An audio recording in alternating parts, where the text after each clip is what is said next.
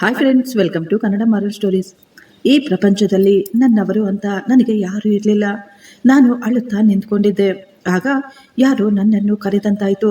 ನಾನು ಗಾಬರಿಯಿಂದ ಹಿಂದೆ ತಿರುಗಿ ನೋಡಿದಾಗ ನನ್ನ ಹಿಂದೆ ನಿಂತಿದ್ದ ವ್ಯಕ್ತಿಯನ್ನು ನೋಡಿ ನನ್ನ ನಿಂತ ನೆಲವೇ ಕುಸಿದಂತಾಯಿತು. ನಾನು ಅಲ್ಲೇ ತಲೆ ತಿರುಗಿ ಕೆಳಗೆ ಬಿದ್ದು ಹೋಗಿದ್ದೆ. ನನ್ನ ಹೆಸರು ಪ್ರಿಯಾ.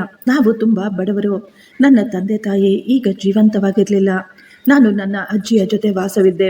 ಬಡವರಿಗೆ ಯಾರೂ ಮರ್ಯಾದೆ ಕೊಡೋದಿಲ್ಲ, ಅವರಿಗೆ ಯಾರನ್ನು ಪ್ರೀತಿಸುವ ಅಧಿಕಾರ ಇರೋದಿಲ್ಲ. ಆದರೆ ನಾನು ಒಬ್ಬ ಹುಡುಗನನ್ನು ಪ್ರೀತಿಸ್ತಾ ಇದ್ದೆ. ಅವನ ಜೊತೆ ನನ್ನ ಜೀವನದ ಕನಸು ಕಂಡಿದ್ದೆ. ಅವನು ತುಂಬ ಒಳ್ಳೆಯ ಮತ್ತು ಶ್ರೀಮಂತ ಕುಟುಂಬದ ಯುವಕನಾಗಿದ್ದ. ಮೊದಲ ನೋಟದಲ್ಲಿಯೇ ನಮ್ಮಿಬ್ಬರಿಗೂ ಪ್ರೀತಿ ಉಂಟಾಗಿತ್ತು. ನಂತರ ನಿಧಾನವಾಗಿ ಮಾತುಗಳು ಬೆಳೆದಿದ್ವು. ನಾನು ನನ್ನ ಬಗ್ಗೆ ಎಲ್ಲವನ್ನೂ ಆತನಿಗೆ ಹೇಳಿದ್ದೆ. ನನಗೆ ತಂದೆ ತಾಯಿ ಇಲ್ಲ, ನಾನು ನನ್ನ ಅಜ್ಜಿಯ ಜೊತೆ ಇದ್ದೇನೆ ಮತ್ತು ನಾವು ಬಡವರು ಅಂತ. ಅವರು ಕೂಡ ನನ್ನ ಬಗ್ಗೆ ಎಲ್ಲವನ್ನೂ ನನಗೆ ಹೇಳಿದರು. ನಾನು ನನ್ನ ಮನೆಯ ಕಿರಿಯ ಮಗ. ನನಗೆ ಇಬ್ಬರು ಅಣ್ಣಂದಿರು ಇದ್ದಾರೆ ಅಂತ. ನಾನು ಮತ್ತು ರಮೇಶ್ ಇಬ್ಬರು ಒಬ್ಬರನ್ನೊಬ್ಬರು ತುಂಬ ಪ್ರೀತಿಸ್ತಾ ಇದ್ವಿ ಮತ್ತು ಮದುವೆ ಮಾಡ್ಕೋಬೇಕು ಅಂತ ತೀರ್ಮಾನ ಮಾಡ್ಕೊಂಡಿದ್ವಿ. ಈ ವಿಷಯ ತಿಳಿದು ಅಜ್ಜಿ ಕೂಡ ಏನೂ ಹೇಳಲಿಲ್ಲ. ಅವರು ನಮ್ಮ ಸಂಬಂಧಕ್ಕೆ ಒಪ್ಪಿಕೊಂಡಿದ್ರು. ರಮೇಶ್ ತನ್ನ ಮನೆಯಲ್ಲಿ ಮಾತನಾಡಿ ನಮ್ಮ ಮನೆಗೆ ಸಂಬಂಧ ಕೇಳಲು ಬರಬೇಕು ಅಂತ ತೀರ್ಮಾನ ಮಾಡಿಕೊಂಡಿದ್ದ. ಆದರೆ ಆ ದಿನವೇ ನನ್ನ ಅಜ್ಜಿ ಸತ್ತೋದ್ರು. ಈಗ ನಾನು ಈ ಪ್ರಪಂಚದಲ್ಲಿ ಒಂಟಿಯಾಗ್ಬಿಟ್ಟಿದ್ದೆ. ಅಜ್ಜಿ ಹೋದ ನಂತರ ನನಗನ್ನಿಸ್ತಾ ಇತ್ತು ನಾನು ಈಗ ಪೂರ್ತಿಯಾಗಿ ಅನಾಥೆಯಾಗ್ಬಿಟ್ಟಿದ್ದೀನಿ ಅಂತ. ಈಗ ನನ್ನ ಕೊನೆಯ ಆಸೆ ಮತ್ತು ಭರವಸೆ ಕೇವಲ ರಮೇಶ್ ಆಗಿದ್ದ. ಆದರೆ ರಮೇಶ್ ಮನೆಯವರು ನಮ್ಮ ಮದುವೆಗೆ ಸುತಾರಾಮ್ ಒಪ್ಪಿಕೊಳ್ಳಲಿಲ್ಲ. ಅವರು ಹೇಳ್ತಾ ಇದ್ರು, ನಿನ್ನ ಮದುವೆಯನ್ನು ನಾವು ಶ್ರೀಮಂತ ಮನೆತನದಲ್ಲಿ ಮಾಡ್ತೀವಿ, ಹೆಚ್ಚಿಗೆ ವರದಕ್ಷಿಣೆ ಕೊಡುವ ಹುಡುಗಿಯ ಜೊತೆ. ಇಂತಹ ಬಡ ಹುಡುಗಿಯನ್ನು ನಾವು ಯಾವತ್ತೂ ಈ ಮನೆಯ ಸೊಸೆ ಮಾಡ್ಕೊಳ್ಳೋದಿಲ್ಲ ಅಂತ ಹೇಳಿ ಅವರು ತಮ್ಮ ಮಗನಿಗೆ ಹುಡುಗಿಯನ್ನು ನೋಡಲು ಶುರು ಮಾಡಿದ್ರು. ರಮೇಶ್ ಈಗ ನನ್ನ ಬಳಿ ಬಂದಿದ್ರು. ಅವರನ್ನು ನೋಡಿ ನನಗನ್ನಿಸ್ತಾ ಇತ್ತು ಇವರು ನನ್ನ ಬಳಿ ಏನೋ ಹೇಳಬೇಕು ಅಂತ ಬಂದಿದ್ದಾರೆ ಅಂತ. ನನ್ನ ಪರಿಸ್ಥಿತಿಯನ್ನು ನೋಡಿ ಅವರು ಏನೂ ಹೇಳಲಿಲ್ಲ. ಅವರಿಗೆ ಈಗ ಚೆನ್ನಾಗಿ ಗೊತ್ತಾಗಿತ್ತು ನನ್ನ ಅಜ್ಜಿ ಹೊರಟೋಗಿದ್ದಾರೆ, ಈಗ ನಾನು ಅನಾಥೆಯಾಗ್ಬಿಟ್ಟಿದ್ದೀನಿ ಅಂತ. ಬಹುಶಃ ಅವನು ಈ ಮದುವೆ ಬೇಡ ಅಂತ ಹೇಳಲು ಬಂದಿದ್ದ ಅನ್ಸುತ್ತೆ. ಆದರೆ ನನ್ನ ಪರಿಸ್ಥಿತಿಯನ್ನು ನೋಡಿ ಅವನು ತನ್ನ ಮನಸ್ಸನ್ನು ಬದಲಾಯಿಸಿಕೊಂಡಿದ್ದ. ಈಗ ರಮೇಶ್ ಹೇಳ್ದ, ನಾನು ನಿನ್ನ ಜೊತೆ ಮದುವೆ ಮಾಡ್ಕೋಬೇಕು ಅಂದ್ಕೊಂಡಿದ್ದೇನೆ. ನನ್ನ ಅಪ್ಪ ಅಮ್ಮ ಏನೇ ಹೇಳಿದ್ರು ನಾನು ನಿನ್ನನ್ನು ಮದುವೆ ಮಾಡಿಕೊಳ್ತೇನೆ ಅಂತ ಹೇಳಿ ಅವರು ನನ್ನನ್ನು ಕರೆದುಕೊಂಡು ಈಗ ಕೋರ್ಟಿಗೆ ಹೋಗಿದ್ರು. ತನ್ನ ಸ್ನೇಹಿತರನ್ನು ಸಾಕ್ಷಿಯನ್ನಾಗಿ ಮಾಡಿಸಿಕೊಂಡು ನಾವಿಬ್ಬರು ಈಗ ಕೋರ್ಟಿನಲ್ಲಿ ಮದುವೆ ಮಾಡ್ಕೊಂಡಿದ್ವಿ. ಈಗ ನಮ್ಮಿಬ್ಬರ ಮದುವೆಯಾಗಿತ್ತು. ನಾನು ರಮೇಶ್ನ ಹೆಂಡತಿಯಾಗಿದ್ದೆ. ಆದರೆ ನನಗೆ ತುಂಬ ಭಯವಾಗ್ತಾ ಇತ್ತು. ನಮ್ಮ ಮದುವೆಯ ಸತ್ಯವನ್ನು ಅವರ ಮನೆಯಲ್ಲಿ ಹೇಳಿದಾಗ ನಮ್ಮ ಜೊತೆ ಏನಾಗುತ್ತೋ ಅಂತ. ಅತ್ತೆ ಮಾವ ಅವರು ಅಂದುಕೊಳ್ತಾ ಇದ್ರು ರಮೇಶ್ ಅವಳನ್ನು ಬಿಟ್ಟು ವಾಪಸ್ ಬರ್ತಾನೆ, ನಂತರ ನಾವು ಒಬ್ಬ ಶ್ರೀಮಂತ ಮನೆತನದ ಹುಡುಗಿಯನ್ನು ನೋಡಿ ಅವನಿಗೆ ಮದುವೆ ಮಾಡಬಹುದು ಅಂತ. ಆದರೆ ಅವರಿಗೆ ಗೊತ್ತಾಗ್ಲಿಲ್ಲ ರಮೇಶ್ ನನ್ನನ್ನು ಮದುವೆ ಮಾಡಿಕೊಂಡು ಕರೆದುಕೊಂಡು ಬರ್ತಾ ಇದ್ದಾನೆ ಅಂತ. ನಾವಿಬ್ಬರು ಮದುವೆಯಾಗಿದ್ದೇವೆ ಅಂತ ಅಲ್ಲಿ ಎಲ್ಲರಿಗೂ ಗೊತ್ತಾದಾಗ ಆ ಮನೆಯ ಪರಿಸ್ಥಿತಿ ಪೂರ್ತಿಯಾಗಿ ಬದಲಾಗ್ಬಿಟ್ಟಿತ್ತು. ಅವರ ಅಣ್ಣಂದಿರು ಮತ್ತು ಅಪ್ಪ ತುಂಬ ಕೋಪ ಮಾಡಿಕೊಂಡ್ರು. ಅವರು ಹೇಳ್ತಾ ಇದ್ರು, ನಾವು ಈ ಮದುವೆಯನ್ನು ಒಪ್ಕೊಳ್ಳೋದಿಲ್ಲ, ಇವಳನ್ನು ಎಲ್ಲಿಂದ ಕರೆದುಕೊಂಡು ಬಂದಿದೆಯೋ ಅಲ್ಲೇ ಹೋಗಿ ಬಿಟ್ವಾ, ಇಲ್ಲದಿದ್ದರೆ ಚೆನ್ನಾಗಿರೋದಿಲ್ಲ ಅಂತ ಹೇಳ್ತಾ ಇದ್ರು. ಆದರೆ ರಮೇಶ್ ನನ್ನ ಕೈಯನ್ನು ಹಿಡಿದುಕೊಂಡು ಹೇಳಿದ್ರು, ಇನ್ನು ಮುಂದೆ ನಾನು ಇವಳ ಕೈಯನ್ನು ಯಾವತ್ತೂ ಬಿಡೋದಿಲ್ಲ. ಇವಳು ನನ್ನ ಹೆಂಡತಿ. ನನ್ನ ಹೆಂಡತಿಗೆ ಈ ಮನೆಯಲ್ಲಿ ಜಾಗ ಇಲ್ಲ ಅಂದರೆ ನಾನು ಸಹ ಇಲ್ಲಿ ಇರೋದಿಲ್ಲ ಅಂತ ಹೇಳುತ್ತಾ ಅವರು ನನ್ನನ್ನು ಆ ಮನೆಯಿಂದ ಹೊರಗಡೆ ಕರ್ಕೊಬಂದರು. ತಮ್ಮ ಮನೆಯವರ ಜೊತೆ ಎಲ್ಲ ಸಂಬಂಧಗಳನ್ನು ಕಡಿದು ಹಾಕಿದ್ರು. ನಾನು ಅವರಿಗೆ ಅರ್ಥ ಮಾಡಿಸಲು ತುಂಬ ಪ್ರಯತ್ನ ಪಟ್ಟೆ. ಆ ರೀತಿ ಮಾಡಬೇಡಿ, ಎಷ್ಟಾದರೂ ಅವರು ನಿನ್ನ ಪರಿವಾರದವರು, ನಿನ್ನ ತಂದೆ ತಾಯಿ ಅಂತ. ರಮೇಶ್ ಹೇಳ್ದ, ಈಗ ನೀನೇ ನನ್ನ ಪರಿವಾರ. ಯಾರು ನಿನ್ನನ್ನು ಗೌರವಿಸೋದಿಲ್ವೋ ನಾನು ಕೂಡ ಅವರನ್ನು ಗೌರವಿಸೋದಿಲ್ಲ. ನನಗೆ ಅವರಿಂದ ಏನೂ ಆಗಬೇಕಾಗಿಲ್ಲ ಅಂತ. ರಮೇಶ್ ಅವರ ಮನೆಗೆ ಸ್ವಲ್ಪ ದೂರದಲ್ಲಿ ರಮೇಶ್ ಅವರ ಅಜ್ಜಿಯ ಒಂದು ಹಳೆ ಮನೆ ಇತ್ತು. ಈಗ ಆ ಮನೆಯ ಬಳಿ ನನ್ನನ್ನು ಕರೆದುಕೊಂಡು ಹೋದ್ರು ರಮೇಶ್. ಅದು ತುಂಬ ಹಳೆಯ ಮನೆ. ಅಲ್ಲಿ ತುಂಬ ವರ್ಷದಿಂದ ಯಾರೂ ವಾಸವಿರಲಿಲ್ಲ. ನಾವು ಈಗ ಆ ಮನೆಯಲ್ಲಿ ವಾಸವಿದ್ವಿ. ಈ ದಿನವೇ ನಾವು ಮದುವೆ ಮಾಡ್ಕೊಂಡಿದ್ವಿ. ಈ ದಿನವೇ ನಮ್ಮ ಮೊದಲ ರಾತ್ರಿ. ಆದರೆ ನಮಗೆ ಯಾವುದೇ ಸಂತೋಷ ಇರಲಿಲ್ಲ. ನನ್ನ ಕಣ್ಣುಗಳಲ್ಲಿ ನೀರು ತುಂಬಿತ್ತು. ನನ್ನ ಮನಸ್ಸಿನಲ್ಲಿ ಭಯ ಕೂಡ ತುಂಬಿಕೊಂಡಿತ್ತು. ರಮೇಶ್ ನನ್ನ ಕಣ್ಣೀರನ್ನು ಒರೆಸಿ ಹೇಳಿದ್ರು, ನಾನು ನಿನ್ನ ಜೊತೆ ಇದ್ದೇನೆ. ನೀನು ಯಾವುದಕ್ಕೂ ಹೆದರಿಕೊಳ್ಳುವ ಅವಶ್ಯಕತೆ ಇಲ್ಲ. ನೀನು ಟೆನ್ಷನ್ ಮಾಡ್ಕೋಬೇಡ. ಆಗ ನಾನು ರಮೇಶ್ಗೆ ಹೇಳಿದೆ, ರಮೇಶ್, ನಾನು ನಿಮಗೆ ಲಾಯಕ್ಕಾದವಳಲ್ಲ. ನಾನು ನಿನ್ನ ಜೀವನದಲ್ಲಿ ಬಂದಾಗಿನಿಂದ ನಿನಗೆ ತುಂಬಾ ಕಷ್ಟಗಳು ಎದುರಾಗಿದ್ದಾವೆ. ಈಗ ನೀನು ನಿನ್ನ ಪರಿವಾರದಿಂದ ಕೂಡ ದೂರವಾಗ್ಬಿಟ್ರಿ. ರಮೇಶ್ ತಕ್ಷಣ ನನ್ನ ಕೈಯನ್ನು ಹಿಡಿದುಕೊಂಡು, ಈಗ ಈ ಮಾತನ್ನು ಹೇಳಿದೀಯಾ, ಆದ್ರೆ ಇನ್ನು ಮುಂದೆ ಯಾವತ್ತೂ ಈ ಮಾತು ಮಾತನಾಡಬೇಡ. ನೀನು ನನ್ನ ಪ್ರೀತಿ, ನೀನು ನನ್ನ ಜೀವನ, ನೀನು ನನ್ನ ಜೊತೆ ಇದ್ರೆ ನನಗೆ ಅಷ್ಟೇ ಸಾಕು ಅಂತ ಹೇಳಿದ್ರು. ನಾನು ಅಳುತ್ತಲೇ ಹೇಳಿದೆ, ನನ್ನಿಂದ ನಿನಗೆ ಏನೂ ಕೊಡಲಾಗೋದಿಲ್ಲ ಅಂತ ಹೇಳಿದಾಗ ರಮೇಶ್ ಹೇಳ್ತಾ ಇದ್ದ, ನೀನು ನನ್ನ ಜೊತೆಗಿದ್ರೆ ನಂಗೆ ಅಷ್ಟೇ ಸಾಕು, ನನಗೆ ನಿನ್ನಿಂದ ಇನ್ನೇನು ಬೇಕಾಗಿಲ್ಲ. ನೀನು ನನ್ನ ಜೊತೆಯಲ್ಲಿ ಇದ್ರೆ ಅದೇ ನನಗೆ 100 ಆನೆಯ ಬಲ ಅಂತ ಹೇಳಿದಾಗ ಅವರ ಮಾತು ಕೇಳಿ ನನಗೆ ಎಷ್ಟೋ ಸಂತೋಷವಾಯಿತು. ನಾನು ಈಗ ಅಳುವುದನ್ನು ಬಿಟ್ಟು ಸುಮ್ಮನಾಗ್ಬಿಟ್ಟೆ. ಬೆಳಿಗ್ಗೆ ತಿಂಡಿ ತರಲು ರಮೇಶ್ ಹೊರಗೆ ಹೋಗಿದ್ರು. ಅವರ ಬಳಿ ಹೆಚ್ಚಾಗಿ ದುಡ್ಡಿರಲಿಲ್ಲ. ಆದರೂ ರಮೇಶ್ ನನಗೆ ತಿಂಡಿ ತೆಗೆದುಕೊಂಡು ಬಂದ. ನಾವಿಬ್ಬರು ಈಗ ಒಟ್ಟಿಗೆ ಕುಳಿತುಕೊಂಡು ತಿಂಡಿ ತಿಂದ್ವು. ಪ್ರಿಯಾ, ನಾನು ಈಗ ಯಾವುದಾದರೂ ಕೆಲಸ ಹುಡುಕಾಡಬೇಕು, ಆಗಲೇ ನಮ್ಮ ಖರ್ಚುಗಳನ್ನು ನಿಭಾಯಿಸಲು ಸಾಧ್ಯ. ನಾನು ಹೊರಗೆ ಹೋಗಿ ಬರ್ತೀನಿ ಅಂತ ಹೇಳಿದ್ರು. ನೀವು ಬೇಗ ಹೋಗಿ ಬೇಗ ಬಂದ್ಬಿಡಿ ಅಂತ ಹೇಳಿದೆ. ಆದರೂ ನನ್ನೊಳಗೆ ಎಲ್ಲೋ ಏನೋ ಭಯ ತುಂಬಿತ್ತು. ಆ ಮನೆ ತುಂಬಾ ಗಲೀಜಾಗಿತ್ತು. ಮನೆಯಲ್ಲಿರುವ ಸಾಮಾನುಗಳು ಮುರಿದು ಹೋಗಿದ್ವು, ಅಸ್ತವ್ಯಸ್ತವಾಗಿ ಬಿದ್ದಿದ್ವು.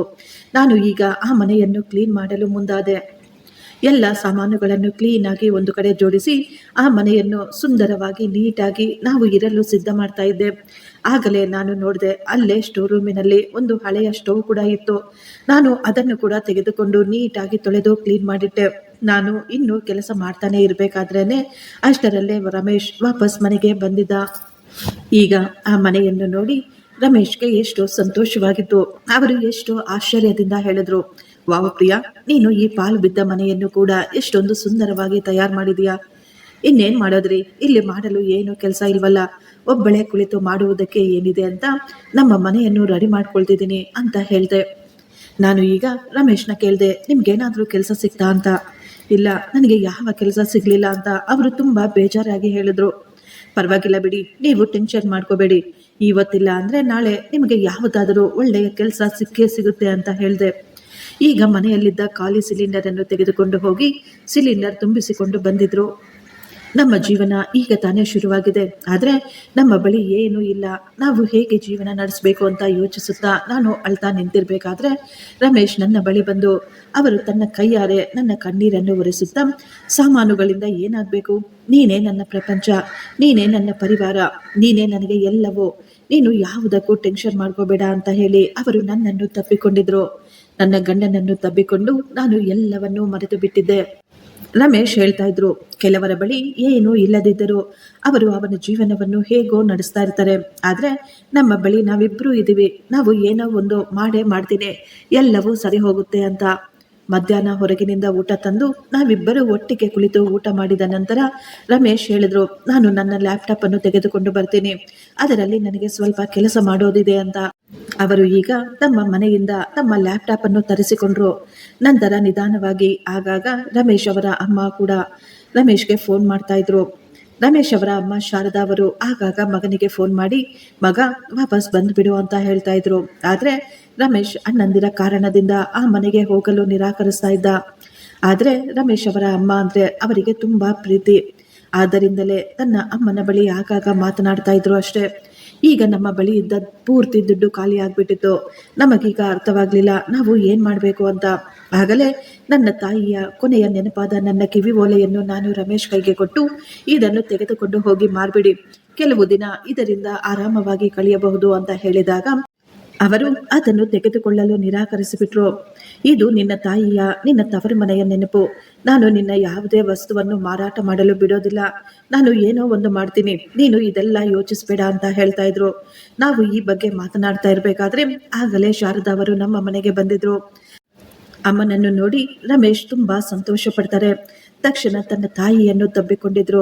ಶಾರದಾ ಅವರು ಈಗ ನನ್ನ ಬಳಿ ಬಂದು ಪ್ರೀತಿಯಿಂದ ನನ್ನ ತಲೆಯ ಮೇಲೆ ಕೈಯಾಡಿಸುತ್ತಾ ಸ್ವಲ್ಪ ದುಡ್ಡನ್ನು ತಮ್ಮ ಮಗನಿಗೆ ಕೊಟ್ಟು, ಮಗ ನೀನು ಟೆನ್ಷನ್ ಮಾಡ್ಕೋಬೇಡ, ನಿನ್ನ ತಾಯಿ ಇನ್ನೂ ಜೀವಂತವಾಗಿದ್ದಾರೆ ಅಂತ ಹೇಳಿದಾಗ ರಮೇಶ್ ತನ್ನ ತಾಯಿಯ ಕೈಯಿಂದ ದುಡ್ಡು ತೆಗೆದುಕೊಳ್ಳಲು ನಿರಾಕರಿಸಿದ್ರು. ಮಗ, ನೀನಿದೇನ್ ಮಾಡ್ತಾ ಇದೀಯಾ, ನಮಗಿರುವುದೆಲ್ಲವೂ ನಿಂದೆ ಅಲ್ವಾ, ನಾನು ನಿನ್ನ ತಂದೆಯ ಬಳಿ ಮಾತನಾಡ್ತೇನೆ, ಎಲ್ಲವೂ ಸರಿ ಹೋಗುತ್ತೆ, ನಾನು ನಿನ್ನನ್ನು ವಾಪಸ್ ಮನೆಗೆ ಕರೆದುಕೊಂಡು ಹೋಗ್ತೀನಿ ಅಂತ ಹೇಳಿದ್ರು. ಅವರು ನಮ್ಮ ಬಳಿ ಕುಳಿತು ತುಂಬಾ ಸಮಯ ಮಾತನಾಡ್ತಾ ಇದ್ರು. ಸ್ವಲ್ಪ ಸಮಯದ ನಂತರ ಆಕೆ ವಾಪಸ್ ಹೊರಟು ಹೋದ್ರು. ಇದೇ ರೀತಿ ಅತ್ತೆ ಅವರು ಆಗಾಗ ನಮ್ಮ ಮನೆಗೆ ಬಂದು ಹೋಗ್ತಾ ಇದ್ರು. ಒಂದು ದಿನ ರಮೇಶ್ ನನಗೆ ಹೇಳ್ದ, ನನಗೆ ಅರ್ಜೆಂಟ್ ಕೆಲಸ ಬಂದ್ಬಿಟ್ಟಿದೆ, ಕೆಲವೇ ದಿನಗಳಲ್ಲಿ ನನ್ನ ಕೆಲಸ ಮುಗಿದು ಹೋಗುತ್ತೆ, ನಂತರ ನಾನು ವಾಪಸ್ ಬಂದ್ಬಿಡ್ತೀನಿ ಅಂತ. ರಮೇಶ್ ಈಗ ನನ್ನನ್ನು 15 ದಿನ ಒಂಟಿಯಾಗಿ ಬಿಟ್ಟು ಹೋಗ್ತಾ ಇದ್ದ. ನಾನು ತುಂಬಾ ಹೆದರಿಕೊಂಡೆ, ಒಂಟಿಯಾಗಿ ನಾನು ಹೇಗೆ ಇರಬೇಕು ಅಂತ. ಆಗ ರಮೇಶ್ ಹೇಳಿದ್ರು, ನೀನು ಬೇಜಾರು ಮಾಡ್ಕೋಬೇಡ, ನಾನು ಬೇಗ ವಾಪಸ್ ಬಂದ್ಬಿಡ್ತೀನಿ, ನಂತರ ಎಲ್ಲವೂ ಸರಿ ಹೋಗುತ್ತೆ ಅಂತ ಹೇಳಿ ಅವರು ಹೊರಟು ಹೋದ್ರು. ನಾನು ನನ್ನ ಗಂಡನಿಗಾಗಿ ಎದುರು ನೋಡ್ತಾ ಇದ್ದೆ. ಹೋಗ್ಬೇಕಾದ್ರೆ ರಮೇಶ್ ಸ್ವಲ್ಪ ದುಡ್ಡನ್ನು ನನ್ನ ಕೈಗೆ ಕೊಟ್ಟಿದ್ದ. ಅದರಿಂದ ನನ್ನ ಖರ್ಚುಗಳು ಕಳೀತಾ ಇದ್ವು. ಸಮಯ ತುಂಬಾ ನಿಧಾನವಾಗಿ ಕಳೀತಾ ಇತ್ತು. ಈಗ ನಾನು ರಮೇಶ್ಗೆ ಫೋನ್ ಮಾಡಲು ತುಂಬಾ ಪ್ರಯತ್ನ ಪಡ್ತಾ ಇದ್ದೆ. ನನಗೆ ಅವರ ಬಗ್ಗೆ ಯಾವುದೇ ಮಾಹಿತಿ ಸಿಗ್ತಾ ಇರಲಿಲ್ಲ.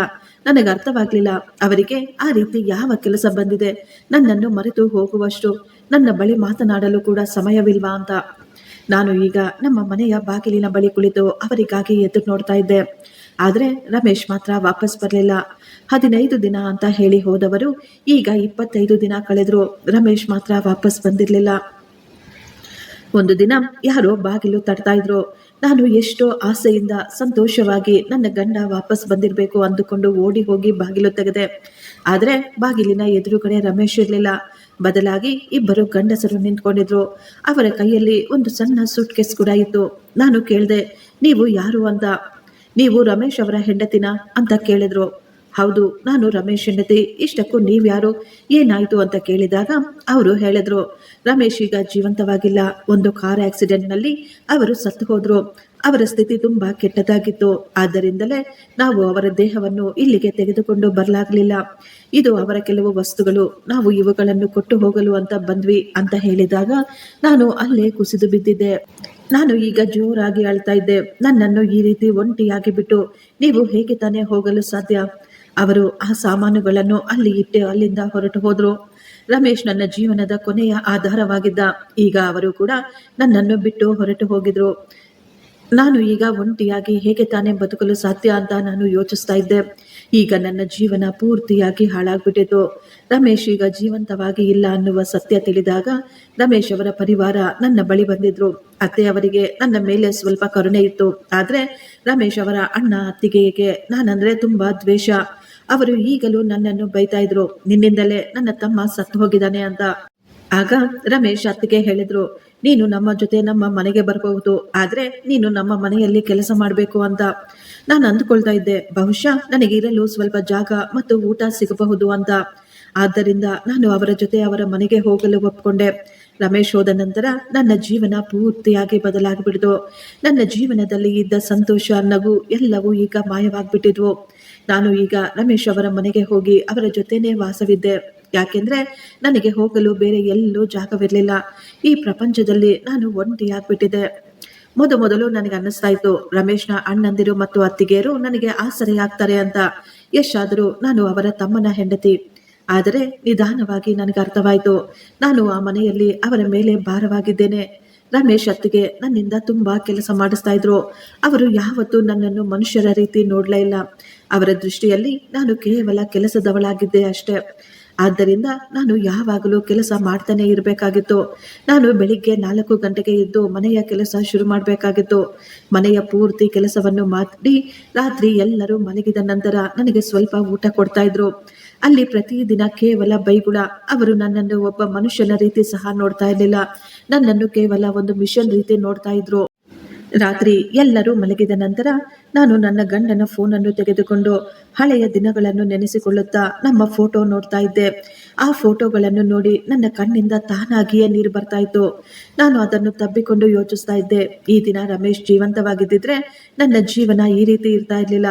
ಅವರು ನನ್ನನ್ನು ಯಾವತ್ತೂ ಈ ರೀತಿ ಇರಲು ಬಿಡ್ತಾ ಇರಲಿಲ್ಲ. ಈಗ ನಾನು ಅಂದುಕೊಳ್ತಾ ಇದ್ದೆ, ಇದೆಲ್ಲವನ್ನು ಸಹಿಸಿಕೊಳ್ಳೋದಕ್ಕಿಂತ ಸತ್ತು ಹೋಗುವುದೇ ಉತ್ತಮ ಅಂತ. ಇಷ್ಟಕ್ಕೂ ನಾನು ಯಾರಿಗಾಗಿ ಬದುಕಬೇಕು? ನನಗೆ ಈಗ ಯಾವುದೇ ಸಂತೋಷವಾಗ್ಲಿ, ಯಾವುದೇ ಕನಸುಗಳಾಗ್ಲಿ ಇರಲಿಲ್ಲ. ನಾನು ಸತ್ತು ಹೋದ್ರೆ ಈ ನೋವು, ಈ ದುಃಖ ಇದೆಲ್ಲವೂ ಮುಗಿದು ಹೋಗುತ್ತೆ ಅಂತ ನಾನು ಅಂದುಕೊಂಡೆ. ಆಗಲೇ ನನಗೆ ಗೊತ್ತಾಯಿತು, ನಾನು ತಾಯಿ ಆಗ್ತಾ ಇದ್ದೀನಿ ಅಂತ. ನನಗೆ ಈಗ ಸತ್ಯ ಗೊತ್ತಾದಾಗ ನಾನು ತುಂಬಾ ಸಮಯ ಆಳ್ತಾ ಇದ್ದೆ. ನಾನು ದುಃಖದಿಂದ ಆಳ್ತಾ ಇರಲಿಲ್ಲ, ನಾನು ಅಂದುಕೊಳ್ತಾ ಇದ್ದೆ, ನನ್ನ ಗಂಡ ನನ್ನನ್ನು ಪೂರ್ತಿಯಾಗಿ ಬಿಟ್ಟು ಹೋಗಲಿಲ್ಲ. ಅವನ ಅಂಶ ನನ್ನೊಳಗೆ ಇನ್ನೂ ಜೀವಂತವಾಗಿದೆ. ನಾನು ನನ್ನ ಹೊಟ್ಟೆಯ ಮೇಲೆ ಕೈ ಇಟ್ಕೊಂಡು ಹೇಳ್ತಾ ಇದ್ದೆ, ನಾನು ಬದುಕಬೇಕು, ನನಗಾಗಿ ಅಲ್ದಿದ್ರು ನನ್ನ ಮಗುವಿಗಾಗಿ ಬದುಕಬೇಕು. ಈಗ ಬದುಕಲು ನನಗೆ ಒಂದು ಕಾರಣ ಮತ್ತು ಒಂದು ಆಸರೆ ಕೂಡ ಸಿಕ್ಕಿತ್ತು. ನಾನು ಅಂದುಕೊಳ್ತಾ ಇದ್ದೆ, ಈ ಸತ್ಯ ತಿಳಿದು ರಮೇಶ್ನ ಅಣ್ಣಂದಿರು ಮತ್ತು ಅತ್ತಿಗೆಯರು ನನ್ನ ಜೊತೆ ಸ್ವಲ್ಪ ಪ್ರೀತಿಯಿಂದ ನಡ್ಕೋಬಹುದು ಅಂತ. ಯಾಕೆಂದ್ರೆ ಈಗ ನಾನು ಒಂಟಿಯಾಗಿರ್ಲಿಲ್ಲ. ನನ್ನೊಳಗೆ ರಮೇಶನ ಪ್ರೀತಿ, ಅವರ ವಂಶದ ಕುಡಿ ಬೆಳೀತಾ ಇತ್ತು.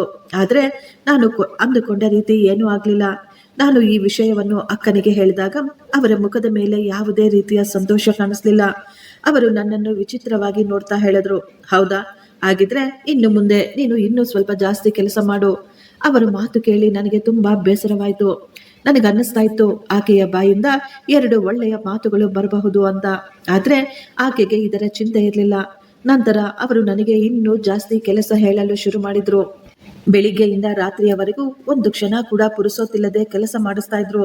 ಮನೆಯ ಕೆಲಸಗಾರರನ್ನು ಸಹ ನಿಲ್ಲಿಸಿ ಎಲ್ಲ ಕೆಲಸವನ್ನು ನನ್ನ ಮೇಲೆಯೇ ಹಾಕ್ತಾ ಇದ್ರು.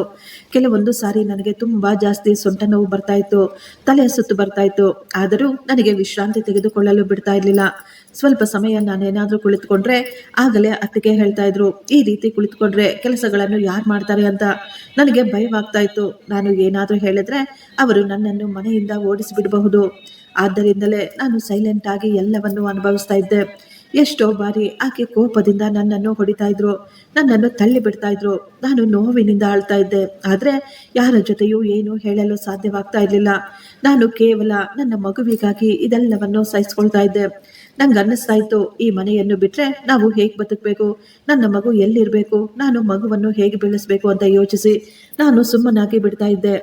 ಒಂದು ದಿನ ಎಲ್ಲರೂ ಡೈನಿಂಗ್ ಟೇಬಲ್ ಮೇಲೆ ಕುಳಿತು ಊಟ ಮಾಡ್ತಾ ಇದ್ರು. ನಾನು ಅಡಿಗೆ ಮನೆಯಲ್ಲಿ ಕುಳಿತು ಊಟ ತಿಂತಾ ಇದ್ದೆ. ನಾನು ತಿನ್ಬೇಕಾದ್ರೆ ರಮೇಶ್ ಅವರ ಅಣ್ಣ ಹೇಳಿದ್ರು, ನೀನು ಯಾವಾಗಲೂ ಒಂಟಿಯಾಗಿ ಅಡಿಗೆ ಮನೆಯಲ್ಲಿ ಯಾಕೆ ಊಟ ಮಾಡ್ತೀಯಾ, ಹೊರಗೆ ನಮ್ಮ ಜೊತೆ ಕುಳಿತುಕೊಂಡು ಊಟ ಮಾಡು ಅಂತ. ಅವರ ಮಾತು ಕೇಳಿ ನನಗೆ ಒಂದು ನಿಮಿಷ ಆಶ್ಚರ್ಯವಾಯಿತು. ಯಾಕೆಂದ್ರೆ ಮೊದಲ ಸಾರಿ ಈ ಮನೆಯಲ್ಲಿ ನನ್ನ ಜೊತೆ ಈ ರೀತಿ ಸಾಮಾನ್ಯವಾಗಿ ಮಾತನಾಡ್ತಾ ಇದ್ರು. ನಾನು ನಿಧಾನವಾಗಿ ಸರಿ ಎಂದು ತಲೆ ಆಡಿಸಿ ನನ್ನ ತಟ್ಟೆಯನ್ನು ತೆಗೆದುಕೊಂಡು ಹೊರಗೆ ಬಂದೆ. ಹೊರಗೆ ಎಲ್ಲರೂ ಕುಳಿತುಕೊಂಡಿದ್ರು. ನಾನು ಭಯಪಡುತ್ತಲೇ ಒಂದು ಮೂಲೆಯಲ್ಲಿ ಕುಳಿತುಕೊಂಡಾಗ ಅಕ್ಕ ನನ್ನನ್ನು ನೋಡಿ, ನಂತರ ತಮ್ಮ ಗಂಡನನ್ನು ನೋಡಿ, ಇವಳನ್ನು ಎಲ್ಲಿ ಇಡಬೇಕು ಅಲ್ಲೇ ಇಡಬೇಕು, ಇಲ್ದಿದ್ರೆ ಇವಳು ನಮ್ಮ ತಲೆಯ ಮೇಲೆ ಹತ್ತಿ ಕುಳಿತುಕೊಳ್ತಾಳೆ ಅಂತ ಹೇಳಿದ್ರು. ಅವರ ಮಾತು ಕೇಳಿ ನನಗೆ ಅನ್ನಿಸ್ತಾ ಇತ್ತು, ಇವರೆಲ್ಲರ ಮುಂದೆ ನನ್ನ ಕೆನ್ನೆಗೆ ಜೋರಾಗಿ ಬಾರಿಸಿದ್ದಾರೆ ಅಂತ. ನನಗೆ ಅರ್ಥವಾಗ್ಲಿಲ್ಲ, ನಾನು ಆ ರೀತಿ ಏನ್ ಮಾಡಿದ್ದೀನಿ? ಇಷ್ಟು ಚಿಕ್ಕ ವಿಷಯಕ್ಕೆ ಇವರು ನನಗೆ ಯಾಕೆ ಇಷ್ಟೊಂದು ಅವಮಾನ ಮಾಡ್ತಾ ಇದ್ದಾರೆ? ನನಗೆ ಈಗ ಅಲ್ಲಿ ಕುಳಿತುಕೊಳ್ಳಲು ಕೂಡ ತುಂಬಾ ನಾಚಿಕೆ ಆಗ್ತಾ ಇತ್ತು. ನನ್ನ ಕಣ್ಣುಗಳಿಂದ ತಾನಾಗಿಯೇ ನೀರು ಬರ್ತಾ ಇತ್ತು. ಆ ರಾತ್ರಿ ಎಲ್ಲ ನಾನು ಅಳ್ತಾನೆ ಇದ್ದೆ. ರೂಮಿನಲ್ಲಿ ಕುಳಿತು ರಮೇಶ್ನ ಫೋನನ್ನು ತೆಗೆದುಕೊಂಡು ನಮ್ಮ ಫೋಟೋಗಳನ್ನು ನೋಡ್ತಾ ಕಣ್ಣೀರು ಹಾಕ್ತಾ ಇದ್ದೆ. ರಮೇಶ್ ಫೋಟೋ ನೋಡುತ್ತಾ ನಾನು ಹೇಳಿದೆ, ನೋಡಿದ್ಯಾ ರಮೇಶ್, ನೀನು ಹೋದ ನಂತರ ನನ್ನ ಸ್ಥಿತಿ ಹೇಗಾಗಿದೆ ಅಂತ. ಆಗ್ಲೇ ನಾನು ಅಂದುಕೊಂಡೆ, ನಾನು ಈಗ ಒಂಟಿಯಲ್ಲ, ನನ್ನ ಮಗುವಿಗಾಗಿ ನಾನು ಧೈರ್ಯವಾಗಿ ಇರಲೇಬೇಕು. ಎಷ್ಟೇ ಕಷ್ಟ ಬಂದರೂ ಸರಿ, ನಾನು ಬದುಕಲೇಬೇಕು. ಪರಿಸ್ಥಿತಿಗಳು ಹೇಗಿದ್ರು ನನ್ನ ಮಗುವನ್ನು ನಾನು ಈ ಭೂಮಿಯ ಮೇಲೆ ತರಲೇಬೇಕು ಅಂತ. ನನಗೆ ಈಗ ನಿದ್ದೆ ಕೂಡ ಬರ್ತಾ ಇರಲಿಲ್ಲ. ಬೆಳಿಗ್ಗೆ ಎದ್ದಾಗಿನಿಂದ ಮತ್ತೆ ಕೆಲಸಗಳು ಶುರುವಾಗ್ಬಿಟ್ಟಿದ್ವು. ದಿನವೆಲ್ಲ ನಾನು ಕೇವಲ ಕೆಲಸ ಮಾಡ್ತಾ ಇದ್ದೆ ಅಷ್ಟೇ. ಆದರೆ ಈ ದಿನ ನನ್ನಿಂದ ಕೆಲಸ ಮಾಡಲು ಸಾಧ್ಯವಾಗ್ತಾ ಇರಲಿಲ್ಲ. ಪದೇ ಪದೇ ನನಗೆ ತಲೆ ಸುತ್ತು ಬರ್ತಾ ಇತ್ತು. ನನಗೆ ತುಂಬಾ ಸುಸ್ತಾಗ್ತಾ ಇದ್ದು. ಆದರೂ ನನ್ನನ್ನು ನಾನು ಸಂಭಾಳಿಸಿಕೊಂಡು ಕೆಲಸ ಮಾಡ್ತಾ ಇದ್ದೆ. ನನಗೆ ಚೆನ್ನಾಗಿ ಗೊತ್ತು, ನಾನು ಒಂದು ಕ್ಷಣ ಏನಾದರೂ ಕುಳಿತುಕೊಂಡ್ರೆ ಅಕ್ಕ ನನ್ನನ್ನು ಸುಮ್ಮನೆ ಬಿಡೋದಿಲ್ಲ ಅಂತ. ಆಗಲೇ ಬಾಬಾ ನನ್ನ ಬಳಿ ಬಂದು ಒಂದು ಬಿಳಿ ಶರ್ಟ್ ಅನ್ನು ನನ್ನ ಕೈಗೆ ಕೊಟ್ಟು, ಅರ್ಜೆಂಟಾಗಿ ಮೀಟಿಂಗ್ಗೆ ಹೋಗಬೇಕು, ನೀನು ಬೇಗ ಬೇಗ ಈ ಶರ್ಟ್ ಅನ್ನು ಐರನ್ ಮಾಡಿಕೊಡು ಅಂತ ಹೇಳಿದ್ರು. ನಾನು ಆ ಶರ್ಟ್ ಅನ್ನು ತೆಗೆದುಕೊಂಡು ಐರನ್ ಮಾಡಲು ಮುಂದಾದೆ. ಐರನ್ ಮಾಡಬೇಕಾದ್ರೆ ನನ್ನ ಕೈಗಳಿಗೆ ಶಕ್ತಿನೇ ಇರಲಿಲ್ಲ. ನನ್ನ ಹೊಟ್ಟೆಯಲ್ಲಿ ಕೂಡ ನೋವು ಬರ್ತಾ ಇತ್ತು. ನನ್ನಿಂದ ಆ ಕೆಲಸ ಮಾಡಲು ಸಾಧ್ಯವಾಗ್ತಾ ಇರಲಿಲ್ಲ. ಆದರೂ ನನ್ನನ್ನು ನಾನು ಸಂಭಾಳಿಸಿಕೊಂಡು ಹೇಗೋ ಕಷ್ಟಪಟ್ಟು ಐರನ್ ಮಾಡ್ತಾ ಇದ್ದೆ. ನಾನು ಅಂದುಕೊಳ್ತಾ ಇದ್ದೆ, ಬೇಗ ಬೇಗ ಮುಗಿಸಿ ಸ್ವಲ್ಪ ಸಮಯ ಹೋಗಿ ಮಲಗಬೇಕು ಅಂತ. ಆಗಲೇ ನನ್ನ ಕಣ್ಣ ಎದುರುಗಡೆ ಕತ್ತಲು ಕವಿದಿತ್ತು. ನನ್ನ ಕೈಗಳು ನಡುಗಲು ಶುರುವಾಗಿದ್ದು, ನನ್ನ ತಲೆ ತಿರುಗಿತ್ತು. ನಾನು ಸಂಭಾಳಿಸಿಕೊಳ್ಳುವಷ್ಟರಲ್ಲೇ ಆ ಶರ್ಟು ಸುಟ್ಟು ಹೋಗಿತ್ತು. ಸುಟ್ಟ ವಾಸನೆ ಆ ರೂಮಿನ ತುಂಬಾ ಹರಡಿತ್ತು. ನಾನು ಈಗ ಭಯದಿಂದ ಐರನ್ ಬಾಕ್ಸ್ ಅನ್ನು ಪಕ್ಕಕ್ಕೆ ತೆಗೆದೆ. ಆದರೆ ಅಷ್ಟರಲ್ಲೇ ಸಮಯ ಮೀರಿತು. ಆ ಶರ್ಟ್ ಮೇಲೆ ಕಪ್ಪು ಕರೆ ಆಗ್ಬಿಟ್ಟಿತ್ತು. ಈಗ ನನಗೆ ತುಂಬಾ ಭಯವಾಗ್ತಾ ಇತ್ತು. ಈಗ ಏನಾಗುತ್ತೋ ಅಂತ, ಇದನ್ನು ನೋಡಿ ಇವರು ಏನ್ ಮಾಡ್ತಾರೋ ಅಂತ. ಈಗ ಭಾವ ಆ ಶರ್ಟ್ ಅನ್ನು ನೋಡಿದ್ರು. ಅದನ್ನು ನೋಡಿದ ತಕ್ಷಣ ಅವರು ತುಂಬಾ ಕೋಪ ಮಾಡಿಕೊಂಡು, ನೀನಿದೇನ್ ಮಾಡಿದ್ಯಾ? ನಿನ್ನಿಂದ ಒಂದೇ ಒಂದು ಕೆಲಸ ಕೂಡ ಮಾಡಕ್ಕಾಗೋದಿಲ್ವಾ? ನನ್ನ ಇಷ್ಟೊಂದು ಕಾಸ್ಟ್ಲಿ ಶರ್ಟ್ ಅನ್ನು ನೀನು ಹಾಳು ಮಾಡಿಬಿಟ್ಟಿದ್ಯಾ. ಈಗ ನಾನು ಮೀಟಿಂಗಿಗೆ ಏನು ಹಾಕೊಂಡು ಹೋಗ್ಬೇಕು ಅಂತ ಕೂಗಾಡ್ತಾ ಇದ್ರು. ನಾನು ಭಯದಿಂದ ನಡಕ್ತಾ ಇದ್ದೆ. ನಂತರ ನಿಧಾನವಾಗಿ ಹೇಳ್ದೆ, ಭಾವ, ನನ್ನಿಂದ ತಪ್ಪಾಯ್ತು. ನನಗೆ ತುಂಬಾ ಜಾಸ್ತಿ ತಲೆ ಸುತ್ತು ಬರ್ತಾ ಇತ್ತು ಅಂತ ಹೇಳಿದಾಗ ಅವರು ನನ್ನ ಮಾತುಗಳನ್ನು ಕೇಳಿಸ್ಕೊಳ್ಳಿಲ್ಲ. ಅವರು ಕೋಪದಿಂದ ಈಗ ನನ್ನನ್ನು ಹೊಡಿತಾ ಇದ್ರು. ಆ ಏಟಿಗೆ ನಾನು ಅಲ್ಲೇ ನೆಲದ ಮೇಲೆ ಬಿದ್ದು ಹೋಗಿದ್ದೆ. ನನ್ನ ಕಿವಿಯಲ್ಲಿ ಈಗಲೂ ಅವರ ಹೊಡೆದ ಶಬ್ದ ಗುಯ್ ಅಂತ ಕೇಳಿಸ್ತಾ ಇತ್ತು. ನನಗೆ ನಂಬಲೇ ಆಗ್ಲಿಲ್ಲ ನನ್ನ ಭಾವ ನನ್ನನ್ನು ಹೊಡೆದಿದ್ದಾರೆ ಅಂತ. ಅಷ್ಟರಲ್ಲೇ ಅಕ್ಕ ಕೂಡ ಅಲ್ಲಿಗೆ ಬಂದ್ರು. ಅವರು ಕೋಪದಿಂದ ಹೇಳಿದ್ರು, ಈ ದರಿದ್ರದವಳು ಯಾವುದೇ ಕೆಲಸಕ್ಕೆ ಬರೋದಿಲ್ಲ. ಇವಳನ್ನು ಈ ಕ್ಷಣವೇ ನಮ್ಮ ಮನೆಯಿಂದ ಹೊರಗಡೆ ಹಾಕ್ತೀನಿ. ನೀನು ತಪ್ಪು ಮಾಡದೆ ಇವಳನ್ನು ಇಲ್ಲಿಗೆ ಕರೆದುಕೊಂಡು ಬಂದು. ಈ ದರಿದ್ರದವಳು ನಮ್ಮ ಮನೆಗೆ ಬಂದಾಗಿನಿಂದ ಒಂದಲ್ಲದೆ ಒಂದು ತೊಂದರೆ ಆಗ್ತಾನೆ ಇದೆ. ಇವಳಿಂದ ನಮಗೆ ₹1 ಕೂಡ ಲಾಭ ಇಲ್ಲ. ಇವಳಿಂದ ಒಂದು ಕೆಲಸ ಕೂಡ ಆಗೋದಿಲ್ಲ ಅಂತ ಹೇಳ್ತಾ ಇದ್ರು. ನಾನು ಅಳುತ್ತಾ ಅವರನ್ನೇ ನೋಡ್ತಾ ಇದ್ದೆ. ಆದ್ರೆ ಅವರಿಗೆ ನನ್ನ ಮೇಲೆ ಯಾವುದೇ ಕನಿಕರ ಇರಲಿಲ್ಲ. ನಾನು ಗರ್ಭವತಿಯಾಗಿದ್ದೆ. ನನ್ನ ಆರೋಗ್ಯ ಸರಿ ಇರಲಿಲ್ಲ. ಬೆಳಿಗ್ಗೆಯಿಂದ ನಾನು ಒಂದು ಚೂರು ಕೂಡ ರೆಸ್ಟ್ ಇಲ್ಲದೆ ಕೆಲಸ ಮಾಡ್ತಾನೆ ಇದ್ದೆ. ಆದರೆ ಇದ್ಯಾವುದು ಅವರಿಗೆ ಬೇಕಾಗಿಲ್ಲ. ಅವರುಗಳ ಕೋಪದಿಂದ ನನ್ನನ್ನೇ ಗುರಾಯಿಸ್ತಾ ಇದ್ರು. ತಪ್ಪೆಲ್ಲ ನಿಂದೆ ಅಂತ ಈಗ ನನಗೆ ಅರ್ಥವಾಗಿತ್ತು. ನನಗೆ ಈ ಮನೆಯಲ್ಲಿ ಜಾಗವಿಲ್ಲ. ನಾನು ಕೇವಲ ಇವರ ಮೇಲೆ ಭಾರವಾಗಿದ್ದೇನೆ. ರಮೇಶ್ ಹೋದ ನಂತರ ನನ್ನನ್ನು ಯಾರೂ ಸೇರಿಸಿಕೊಳ್ಳಲು ಸಿದ್ಧರಿರಲಿಲ್ಲ. ಎಲ್ಲರೂ ಕೇವಲ ಅನುಕಂಪ ತೋರಿಸ್ತಾ ಇರುವಂತೆ ನಾಟಕವಾಡ್ತಾ ಇದ್ರು ಅಷ್ಟೇ. ನಾನು ಈಗ ನಿಧಾನವಾಗಿ ಎದ್ದು ಏನು ಮಾತನಾಡದೆ ನನ್ನ ರೂಮ್ಗೆ ಹೋದೆ. ನನ್ನ ಕಣ್ಣುಗಳಿಂದ ಕಣ್ಣೀರು ಧಾರಾಕಾರವಾಗಿ ಬರ್ತಾ ಇತ್ತು. ಅವರು ಹೊಡೆದ ಏಟಿಗೆ ನನ್ನ ಮುಖವೆಲ್ಲ ನೋವ್ತಾ ಇತ್ತು. ರೂಮಿನಲ್ಲಿ ಕುಳಿತು ನಾನು ಈಗ ಜೋರಾಗಿ ಅಳ್ತಾ ಇದ್ದೆ. ಆ ರೂಮಿನಲ್ಲಿ ನನ್ನ ಕೆಲವೊಂದು ಬಟ್ಟೆ, ರಮೇಶ್ನ ಸೂಟ್ ಕೇಸ್ ಮತ್ತು ಅವರ ಫೋನ್ ಇತ್ತು. ಈಗ ಇದೇ ನನ್ನ ಜೀವನ ಆಗ್ಬಿಟ್ಟಿತ್ತು. ನಾನು ಈಗ ಸೂಟ್ ಕೇಸ್ ಓಪನ್ ಮಾಡಿ ರಮೇಶ್ನ ಬಟ್ಟೆಗಳನ್ನು ತಬ್ಬಿಕೊಂಡು ಅಳ್ತಾ ಇದ್ದೆ. ನಾನು ಯೋಚಿಸ್ತಾ ಇದ್ದೆ, ಒಂದು ವೇಳೆ ರಮೇಶ್ ಜೀವಂತವಾಗಿದ್ದಿದ್ರೆ ನನ್ನ ಜೊತೆ ಇದೆಲ್ಲ ಆಗ್ತಾ ಇರಲಿಲ್ಲ. ನನ್ನ ಜೊತೆ ಈ ರೀತಿ ಆಗಲು ಅವರು ಬಿಡ್ತಾನೆ ಇರಲಿಲ್ಲ. ಅವರು ಯಾವಾಗಲೂ ನನಗೆ ಪ್ರೀತಿ ಮತ್ತು ಗೌರವ ಕೊಡ್ತಾ ಇದ್ರು. ಅವರು ಹೋದ ನಂತರ ಪ್ರತಿದಿನ ನಾನು ಎಷ್ಟೊಂದು ಅವಮಾನಗಳನ್ನು ಅನುಭವಿಸ್ತಾ ಇದ್ದೇನೆ ಅಂತ ನಾನು ಯೋಚಿಸುತ್ತಾ ಅಳ್ತಾ ಇದ್ದೆ. ಆಗಲೇ ನನಗೆ ಅನ್ನಿಸ್ತಾ ಇತ್ತು, ಇನ್ನು ಮೇಲೆ ನಾನು ಈ ಮನೆಯಲ್ಲಿ ಇರಬಾರ್ದು. ಇಲ್ಲಿ ಪ್ರತಿದಿನ ನನಗೆ ಎಷ್ಟೊಂದು ಅವಮಾನ ಮಾಡ್ತಾರೆ. ಇಲ್ಲಿದ್ದು ನಾನು ಇನ್ನೂ ಎಷ್ಟು ಅವಮಾನವನ್ನು ಅನುಭವಿಸಬೇಕು. ಇವರು ನನ್ನನ್ನು ಬೀಳುವಂತೆ ಹೊಡೆಯುತ್ತಾರೆ, ತಳ್ತಾರೆ. ಆಗ ನನ್ನ ಮಗುವಿಗೆ ಏನಾದರೂ ಆದರೆ ನಾನು ಏನು ಮಾಡಬೇಕು? ನಾನು ಈಗ ನನ್ನ ಕಣ್ಣೀರನ್ನು ಒರೆಸಿಕೊಂಡು ನನ್ನ ಸಾಮಾನುಗಳನ್ನು ಪ್ಯಾಕ್ ಮಾಡ್ಕೊಳ್ತಾ ಇದ್ದೆ. ಆದರೆ ನನ್ನ ಹೃದಯ ಈಗ ಕಲ್ಲಿನಂತೆ ಆಗ್ಬಿಟ್ಟಿತ್ತು. ನಾನು ತೀರ್ಮಾನ ಮಾಡ್ಕೊಂಡಿದ್ದೆ, ಇನ್ನು ಏನೇ ಆದರೂ ಸರಿ ನಾನು ಇಲ್ಲಿ ನಿಂತ್ಕೋಬಾರ್ದು. ನನ್ನ ಮಗುವನ್ನು ಉಳಿಸ್ಕೋಬೇಕು. ಅಂದರೆ ನಾನು ಇಲ್ಲಿಂದ ಹೊರಟು ಹೋಗಬೇಕು ಅಂತ. ನಾನು ಈಗ ಬಟ್ಟೆಗಳನ್ನು ತೆಗೆದುಕೊಂಡು ರೂಮಿನಿಂದ ಹೊರಬರಬೇಕಾದ್ರೆ ಅಕ್ಕ ನನ್ನನ್ನು ಬೈಯುತ್ತಾ ಹೇಳಿದ್ರು, ಒಳ್ಳೆಯದಾಯ್ತು, ನೀನೇ ಈ ಮನೆಯಿಂದ ಹೋಗ್ತಾ ಇದೀಯಾ, ನಮಗೂ ನೆಮ್ಮದಿ ಸಿಗುತ್ತೆ. ನಾನು ಈಗ ಆಕೆಯ ಮುಖವನ್ನು ಸಹ ನೋಡಲಿಲ್ಲ. ಅವರ ಬಳಿ ಮಾತನಾಡಲು ಸಹ ನನಗೆ ಶಕ್ತಿ ಇರಲಿಲ್ಲ. ಭಾವ ಕೂಡ ಸುಮ್ಮನೆ ನಿಂತುಕೊಂಡಿದ್ರು. ಅಲ್ಲಿ ನನ್ನನ್ನು ನಿಲ್ಲಿಸಲು ಯಾರೂ ಪ್ರಯತ್ನ ಪಡಲಿಲ್ಲ. ಇದೆಲ್ಲವನ್ನು ನೋಡಿ ನನಗೆ ತುಂಬ ದುಃಖವಾಗ್ತಾ ಇತ್ತು. ನಾನು ಈಗ ನೇರವಾಗಿ ಮನೆಯಿಂದ ಹೊರಗೆ ಬಂದ್ಬಿಟ್ಟೆ. ಹೊರಗೆ ತುಂಬ ಬಿಸಿಲಿತ್ತು. ನಾನು ಅಳುತ್ತಾ ನಡೆದುಕೊಂಡು ಹೋಗ್ತಾ ಇದ್ದೆ. ನಾನು ಈಗ ಎಲ್ಲಿಗೆ ಹೋಗಬೇಕು? ನನಗಾಗಿ ಯಾರಿದ್ದಾರೆ? ನನ್ನ ಬಳಿ ದುಡ್ಡಿರಲಿಲ್ಲ, ಹೋಗಲು ಜಾಗವಿರಲಿಲ್ಲ, ನನ್ನವರು ಅನ್ನುವವರು ಯಾರೂ ಇರಲಿಲ್ಲ. ನಾನು ನನ್ನ ಹೊಟ್ಟೆಯ ಮೇಲೆ ಕೈ ಇಟ್ಕೊಂಡು ಹೇಳಿದೆ, ಇಲ್ಲ, ನಾನು ಸೋಲನ್ನು ಒಪ್ಕೋಬಾರ್ದು. ನಾನು ನನ್ನ ಮಗುವಿಗಾಗಿ ಬದುಕಬೇಕು. ಎಷ್ಟೇ ಕಷ್ಟ ಬಂದರೂ ಸರಿ. ಪರಿಸ್ಥಿತಿಗಳು ಹೇಗೆ ಇದ್ದರೂ ನನ್ನ ಮಗುವನ್ನು ನಾನು ಕಾಪಾಡಿಕೊಳ್ಳಲೇಬೇಕು. ಯಾಕೆಂದರೆ ನನ್ನ ಒಳಗೆ ಈಗ ನನ್ನ ಗಂಡನ ಅಂಶ ಬೆಳೀತಾ ಇತ್ತು. ನನ್ನ ಗಂಡನಿಗಾಗಿ, ಅವರ ಪ್ರೀತಿಗಾಗಿ ನಾನು ಎಷ್ಟು ಕಷ್ಟವನ್ನು ಬೇಕಾದರೂ ಅನುಭವಿಸುತ್ತೇನೆ ಎಂದು ಅಂದುಕೊಳ್ಳುತ್ತಾ ನಾನು ಆ ಬೀದಿಗಳಲ್ಲಿ ನಡೆದುಕೊಂಡು ಹೋಗ್ತಾ ಇದ್ದೆ. ನನಗೆ ಗೊತ್ತಿಲ್ಲ ನಾನು ಎಲ್ಲಿ ಹೋಗ್ತಾ ಇದ್ದೀನಿ ಅಂತ. ಕೇವಲ ನನ್ನ ಹೆಜ್ಜೆಗಳು ಮಾತ್ರ ಮುಂದೆ ಹೋಗ್ತಾ ಇದ್ವು. ನನ್ನ ಶರೀರದಲ್ಲಿ ಈಗ ಸ್ವಲ್ಪವೂ ಶಕ್ತಿ ಇರಲಿಲ್ಲ ನಡೆದುಕೊಂಡು ಹೋಗಲು. ಬೆಳಿಗ್ಗೆಯಿಂದ ನಾನು ಇನ್ನೂ ಏನೂ ತಿಂದೇ ಇರಲಿಲ್ಲ. ಹತ್ತು ನನ್ನ ಸ್ಥಿತಿ ಇನ್ನೂ ಕೆಟ್ಟದಾಗಿತ್ತು. ಬಿಸಿಲು ಎಷ್ಟೊಂದು ಇತ್ತು ಅಂದರೆ ಉಸಿರಾಡಲು ಕೂಡ ನನಗೆ ಕಷ್ಟವಾಗ್ತಾ ಇತ್ತು. ನಾನು ಇನ್ನೂ ಸ್ವಲ್ಪ ದೂರವೇ ಹೋಗಿದ್ದೆ. ಅಷ್ಟರಲ್ಲೇ ನನ್ನ ತಲೆ ತಿರುಗಿತ್ತು. ನನ್ನ ಕೈಯಿಂದ ಸೂಟ್ ಕೇಸ್ ಜಾರಿ ಕೆಳಗೆ ಬಿದ್ದಿತ್ತು. ನಾನು ಅಲ್ಲೇ ರೋಡಿನ ಪಕ್ಕದಲ್ಲಿ ಕುಳಿತುಕೊಂಡಿದ್ದೆ. ಈಗ ನನಗೆ ತುಂಬ ಭಯವಾಗ್ತಾ ಇತ್ತು. ನನ್ನ ಹೃದಯ ಜೋರಾಗಿ ಹೊಡ್ಕೊಳ್ತಾ ಇತ್ತು. ನನಗೆ ಅರ್ಥ ಆಗಲಿಲ್ಲ, ನಾನೀಗ ಎಲ್ಲಿಗೆ ಹೋಗಬೇಕು, ಯಾರ ಬಳಿ ಹೋಗಬೇಕು, ಈ ಪ್ರಪಂಚದಲ್ಲಿ ನನಗಾಗಿ ಯಾರಿದ್ದಾರೆ ಅಂತ ಹೇಳಿ. ನಾನು ಈಗ ನನ್ನ ಹೊಟ್ಟೆಯ ಮೇಲೆ ಕೈ ಇಟ್ಕೊಂಡು ಕಣ್ಣೀರು ಹಾಕ್ತಾ ಇದ್ದೆ. ನನ್ನ ಮಗುವಿಗಾಗಿ ನನಗೆ ಭಯವಾಗ್ತಾ ಇತ್ತು. ನಾನು ಅಂದುಕೊಳ್ತಾ ಇದ್ದೆ, ಒಂದು ವೇಳೆ ನನಗೇನಾದರೂ ಆದರೆ ನನ್ನ ಮಗುವಿನ ಪರಿಸ್ಥಿತಿ ಏನು ಅಂತ. ನಾನು ತುಂಬ ಸಮಯ ಅಲ್ಲೇ ಕುಳಿತುಕೊಂಡಿದ್ದೆ. ನಂತರ ನನ್ನ ಕಣ್ಣೀರನ್ನು ಒರೆಸಿಕೊಂಡು ಸೂಟ್ ಕೇಸನ್ನು ತೆಗೆದುಕೊಂಡು ನನ್ನ ಗಂಡನ ಬಟ್ಟೆಗಳನ್ನು ನೋಡ್ತಾ ಕುಳಿತಿದ್ದೆ. ಆಗಲೇ ಆ ಸೂಟ್ ಕೇಸ್ನಲ್ಲಿದ್ದ ಒಂದು ಸಣ್ಣ ಕಾಗದವನ್ನು ನಾನು ಗಮನಿಸಿದೆ. ಅದರ ಮೇಲೆ ಒಂದು ಅಡ್ರೆಸ್ ಬರೆದಿತ್ತು ಮತ್ತು ಒಂದು ಬೀಗ ಸಹ ಇತ್ತು. ಸ್ವಲ್ಪ ಸಮಯ ನಾನು ಅದನ್ನೇ ನೋಡ್ತಾ ಇದ್ದೆ. ನನಗೇನು ಅರ್ಥ ಆಗಲಿಲ್ಲ. ಇದು ಯಾವುದರ ಬೀಗ? ಈ ಅಡ್ರೆಸ್ ಯಾವುದು? ಇದಕ್ಕೆ ಮೊದಲು ನಾನು ಆ ಸಾಮಾನುಗಳನ್ನು ಗಮನಿಸಿರಲಿಲ್ಲ. ಬಹುಶಃ ರಮೇಶ್ ಇವುಗಳನ್ನು ಸೂಟ್ ಕೇಸ್ನಲ್ಲಿ ಇಟ್ಟಿರಬಹುದು. ಆದರೆ ಅವರು ನನಗೆ ಯಾವತ್ತೂ ಇದರ ಬಗ್ಗೆ ಹೇಳಿರಲಿಲ್ಲ. ಈಗ ನನ್ನ ಮನಸ್ಸಿನಲ್ಲಿ ಎಷ್ಟೊಂದು ಪ್ರಶ್ನೆಗಳೆದ್ದಿದ್ವು. ಇಷ್ಟಕ್ಕೂ ಈ ಜಾಗ ಅವರದ್ದಾಗಿದ್ರೆ ಅವರು ನನ್ನನ್ನು ಯಾಕೆ ಯಾವತ್ತೂ ಅಲ್ಲಿಗೆ ಕರೆದುಕೊಂಡು ಹೋಗಿಲ್ಲ ಅಂತ ನಾನು ಯೋಚಿಸ್ತಾ ಇದ್ದೆ. ಆಗಲೇ ನನ್ನ ಮನಸ್ಸಿಗೆ ಅನ್ನಿಸ್ತಾ ಇತ್ತು, ಒಂದು ಬಾರಿ ಆ ಜಾಗಕ್ಕೆ ಹೋಗಿ ನೋಡಬೇಕು. ಅಲ್ಲಿಗೆ ಹೋದರೆ ನನ್ನ ಪ್ರಶ್ನೆಗಳಿಗೆ ಉತ್ತರ ಸಿಗ್ಬೋದು. ರಮೇಶ್ ನನಗಾಗಿ ಏನನ್ನಾದರೂ ಬಿಟ್ಟಿರಬಹುದಾ ಅಂತ ಯೋಚಿಸ್ತಾ ಇದ್ದೆ. ಅಲ್ಲಿಗೆ ಹೋಗುವುದನ್ನು ಬಿಟ್ಟು ಈಗ ನನ್ನ ಬಳಿ ಬೇರೆ ದಾರಿ ಕೂಡ ಇಲ್ಲ. ಆದ್ದರಿಂದ ನಾನು ಈಗ ಧೈರ್ಯ ತಂದುಕೊಂಡು ನಿಧಾನವಾಗಿ ಆ ಅಡ್ರೆಸ್ಗೆ ಹೋದೆ. ದಾರಿಯುದ್ದಕ್ಕೂ ನಾನು ಯೋಚಿಸ್ತಾ ಇದ್ದೆ, ನಾನು ತಪ್ಪಾದ ಜಾಗಕ್ಕೆ ಹೋಗ್ತಾ ಇಲ್ವಲ್ಲ. ನಂತರ ನಾನು ಅಂದುಕೊಂಡೆ, ಕಳೆದುಕೊಳ್ಳುವುದಕ್ಕೆ ಇನ್ನು ನನ್ನ ಬಳಿ ಏನಿದೆ ಎಂದುಕೊಂಡು ನಾನು ಆ ಅಡ್ರೆಸ್ಗೆ ಹೋದೆ. ಆ ಅಡ್ರೆಸ್ನಲ್ಲಿ ಒಂದು ಸುಂದರವಾದ ಮನೆ ಇತ್ತು. ಆ ಮನೆ ಹೊರಗಿನಿಂದಲೇ ತುಂಬ ನೀಟಾಗಿ ಸುಂದರವಾಗಿತ್ತು. ಮನೆಗೆ ಬೀಗ ಕೂಡ ಹಾಕಲಾಗಿತ್ತು. ನಾನು ಸ್ವಲ್ಪ ಸಮಯ ಅಲ್ಲೇ ನಿಂತು ಆ ಮನೆಯನ್ನ ಗಮನಿಸ್ತಾ ಇದ್ದೆ. ನಂತರ ನಾನು ಈಗ ನಡುಗುತ್ತಲೇ ಆ ಮನೆಯ ಬೀಗವನ್ನು ಓಪನ್ ಮಾಡಿದೆ. ನಿಧಾನವಾಗಿ ಬಾಗಿಲು ತೆಗೆದು ಮನೆಯೊಳಗೆ ಹೋದಾಗ ಒಂದು ನಿಮಿಷ ನಾನು ದಂಗಾಗಿ ಹೋಗಿದ್ದೆ. ಯಾಕಂದ್ರೆ ಆ ಮನೆ ತುಂಬಾ ನೀಟಾಗಿತ್ತು.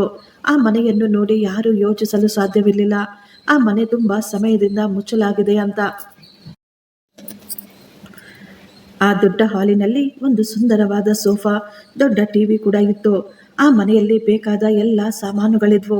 ಮನೆಯನ್ನು ನೋಡಿದಾಗ ಅನ್ನಿಸ್ತಾ ಇತ್ತು, ಈ ಮನೆಯನ್ನು ಈಗ ತಾನೇ ಕ್ಲೀನ್ ಮಾಡಿದ್ದಾರೆ ಅನ್ನುವ ಹಾಗೆ. ಆ ಮನೆಯಲ್ಲಿ 2 ಬೆಡ್ರೂಮ್ಗಳಿದ್ವು. 2 ಕೂಡ ದೊಡ್ಡದಾಗಿ ನೀಟಾಗಿತ್ತು. ನನಗೆ ಅರ್ಥ ಆಗಲಿಲ್ಲ, ಇದೆಲ್ಲ ಏನು? ಇಲ್ಲಿ ಯಾರಾದರೂ ಇದ್ದಾರಾ ಅಥವಾ ಯಾರಿಗಾದರೂ ಇರಲು ವ್ಯವಸ್ಥೆ ಮಾಡಿದ್ದಾರಾ ಅಂತ. ನಾನು ಇನ್ನು ಆ ಮನೆಯನ್ನು ನೋಡ್ತಾನೆ ಇದ್ದೆ. ಆಗಲೇ ಅಲ್ಲಿಗೆ ಒಬ್ಬ ಮಹಿಳೆ ಬಂದಿದ್ಲು. ಆ ಮಹಿಳೆಯನ್ನು ನೋಡಿ ನಾನು ಶಾಕ್ ಆಗಿಬಿಟ್ಟಿದ್ದೆ. ನನಗೆ ಗೊತ್ತಿಲ್ಲ ಈ ಮಹಿಳೆ ಯಾರು ಅಂತ. ಆದರೆ ಆ ಮಹಿಳೆಯ ಮುಖದಲ್ಲಿ ನನ್ನನ್ನು ನೋಡಿ ಯಾವುದೇ ಆಶ್ಚರ್ಯ ಇರಲಿಲ್ಲ.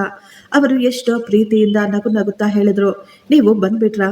ನಾನು ಗಾಬರಿಯಾಗಿ ಕೇಳಿದೆ, ಇಷ್ಟಕ್ಕೂ ನೀವ್ಯಾರು? ನಾನು ನಿಮಗೆ ಗೊತ್ತಾ? ಆ ಮಹಿಳೆ ತುಂಬ ಶಾಂತವಾಗಿ ಹೇಳಿದ್ರು, ಹೌದು, ನನಗೆ ನೀವು ಗೊತ್ತು. ನನ್ನ ಹೆಸರು ಕಸ್ತೂರಿ ಅಂತ. ಇಷ್ಟು ದಿನ ಈ ಮನೆಯನ್ನು ನಾನೇ ನೋಡ್ಕೊಳ್ತಾ ಇದ್ದೆ. ಈಗ ನೀವು ಬಂದುಬಿಟ್ಟಿದ್ದೀರಾ. ಈಗ ಈ ಮನೆ ನಿಮ್ಮದು. ಇಂದಿನಿಂದ ನೀವು ಇಲ್ಲೇ ಇರಬಹುದು ಅಂತ ಹೇಳಿದ್ರು. ನಾನು ಆಶ್ಚರ್ಯದಿಂದ ಆಕೆಯನ್ನ ನೋಡ್ತಾ ಇದ್ದೆ. ನನಗೆ ಆಕೆಯ ಮಾತುಗಳು ಅರ್ಥವಾಗಲಿಲ್ಲ. ನಾನು ಈಗ ಗಾಬರಿಯಾಗಿ ಕೇಳಿದೆ, ಏನು, ನನ್ನ ಮನೆನಾ? ಆದರೆ ಅದು ಹೇಗೆ ಸಾಧ್ಯ? ಆ ಮಹಿಳೆ ಹೇಳಿದ್ಲು, ನೀವು ರಮೇಶ್ ಅವರ ಹೆಂಡತಿ ತಾನೇ? ಹೌದು ಅಂತ ಹೇಳಿದಾಗ ರಮೇಶ್ ಅವರು ನನಗೆ ತುಂಬ ಮೊದಲೇ ಹೇಳಿದರು, ಯಾವುದೇ ಕಾರಣದಿಂದ ನಾನು ನನ್ನ ಹೆಂಡತಿಯ ಜೊತೆ ಇಲ್ಲದೆ ಇದ್ರೆ ಈ ಮನೆ ನನ್ನ ಹೆಂಡತಿಯದಾಗಬೇಕು. ಈ ಮನೆಯನ್ನು ನೋಡಿಕೊಳ್ಳಲು ಅವರು ನನ್ನನ್ನು ಇಟ್ಟಿದ್ರು. ನೀವು ಇಲ್ಲಿಗೆ ಬಂದಾಗ ನಿಮಗೆ ಯಾವುದೇ ರೀತಿಯ ತೊಂದರೆ ಆಗಬಾರ್ದು ಅಂತ. ಆಕೆಯ ಮಾತು ಕೇಳಿ ನನ್ನ ಕಣ್ಣುಗಳು ತುಂಬಿ ಬಂದಿದ್ವು. ನನಗೆ ನಂಬಿಕೆ ಬರಲಿಲ್ಲ, ನನ್ನ ಗಂಡ ನನಗಾಗಿ ಇಷ್ಟೊಂದು ಯೋಚನೆ ಮಾಡಿದ್ರು ಅಂತ. ಎಲ್ಲರೂ ನನ್ನನ್ನು ಭಾರ ಅಂದುಕೊಂಡಾಗ ರಮೇಶ್ ನನಗಾಗಿ ಒಂದು ಸುಂದರವಾದ ಸುರಕ್ಷಿತವಾದ ಸ್ಥಳ ಬಿಟ್ಟೋಗಿದ್ರು. ಕಸ್ತೂರಿ ನನ್ನ ಮುಂದೆ ಒಂದು ಬೀಗವನ್ನು ಕೊಟ್ಟು ಹೇಳಿದ್ರು, ಇದು ಅಲ್ಮಾರಿಯ ಬೀಗ, ಈಗ ಇದೆಲ್ಲವೂ ನಿಮ್ಮದು ಅಂತ. ನಾನು ಆಕೆಯ ಬಳಿ ತುಂಬ ಕೇಳಬೇಕು ಅಂದ್ಕೊಂಡೆ, ತುಂಬ ತಿಳಿದುಕೊಳ್ಬೇಕು ಅಂದ್ಕೊಂಡೆ. ರಮೇಶ್ ಈ ಮನೆ ಯಾವಾಗ ಕೊಂಡ್ಕೊಂಡ್ರು ಮತ್ತು ಯಾಕೆ ತಗೊಂಡ್ರು?